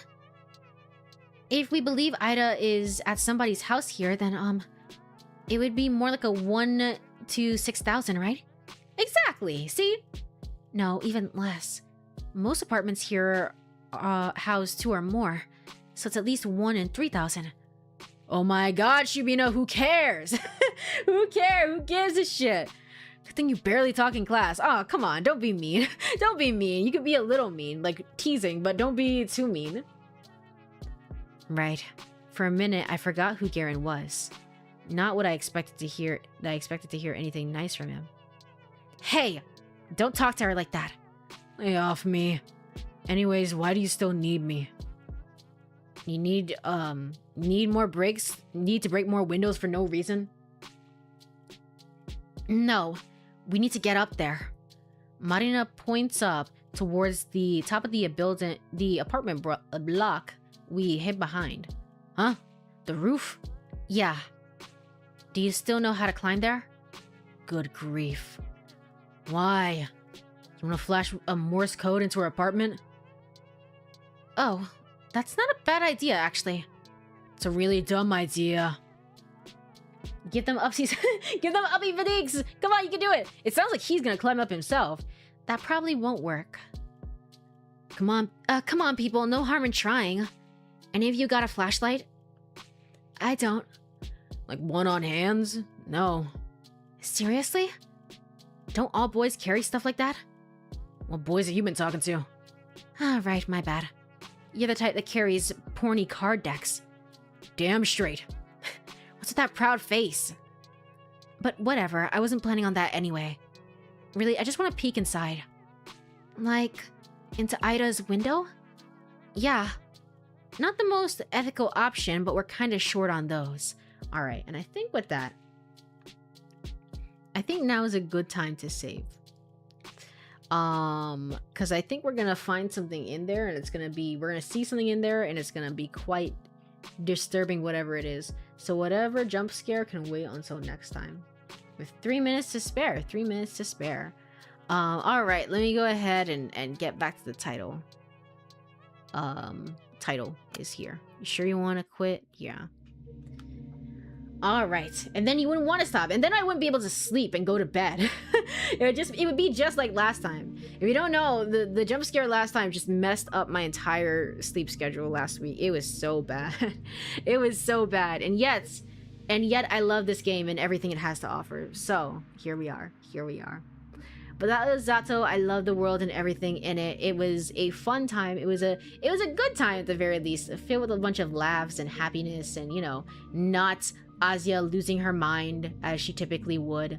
I am very happy about that. So I enjoyed this session of the game. I enjoyed seeing Garen be like a normal person, even though it's definitely not gonna last. Definitely not gonna last. I wish, but it's just not gonna happen. And we still don't have much in the way of answers though, but we just have the idea that for whatever reason, Marina really likes theory crafting. She should be a streamer on twitch.tv and also stream Uchikoshi games. I think that Uchikoshi, I mean, he's probably not playing this game, but on the off 1% chance, I think Uchikoshi would really love this game. That's what I think in my heart of hearts. You are a brave soul to continue this game, then truly. Truly, because I never want to have it happen again, and yet we know it's gonna happen. And we know it's gonna happen. Time to send him a DM. I'm gonna recommend it right under his tweet. Right under his tweet about Seven's real name being 67. It was YouTube that sent that to me originally. I was like, what the hell? What the hell? Why? Why have I been given this cursed knowledge? What the fuck? Let's check and see who's online right now. Camille's online. Yeah, Camille's online. Let's go ahead and raid into Camille, who's doing some art stuff. Keep more of a chill vibe going a little bit. Raid Camille _ Tsubaki. Uchikoshi-han, please, please, Zato, I love the world and everything, and it would be so 6'7" of you. He might unironically respond to it. That's the scary part. That's the scary part. Alright, let me go ahead and get that raid set up. And then let me go over to editing screen here. And then let me get rid of this here and then move this over here. So if you are here, thank you so much for joining me for a little bit. I really appreciate it. We'll be back with some more of this game next week. Like I said, I'm gonna be having our celebration stream for Saturday. So obviously I've been dealing with like headaches and stuff like that. So all things considered, I'm gonna try my best to get back to 100 line because we're also at a really good point in 100 line too. So 100 line will be the next stream on Thursday if I do decide to stream. If not, then you'll hear from me on Saturday and we'll be doing an 8-hour stream, baby. An 8-hour stream. So at the very least, that'll be a weekend and I won't have to worry about headaches or anything like that. So, get your rest. Thank you. Thank you. And everyone have a wonderful rest of your night. Have a wonderful, rest for everyone as well. Unless it's not nighttime, in which case, have a wonderful day ahead, everybody. Bye-bye. Bye-bye. Bye-bye. Bye-bye.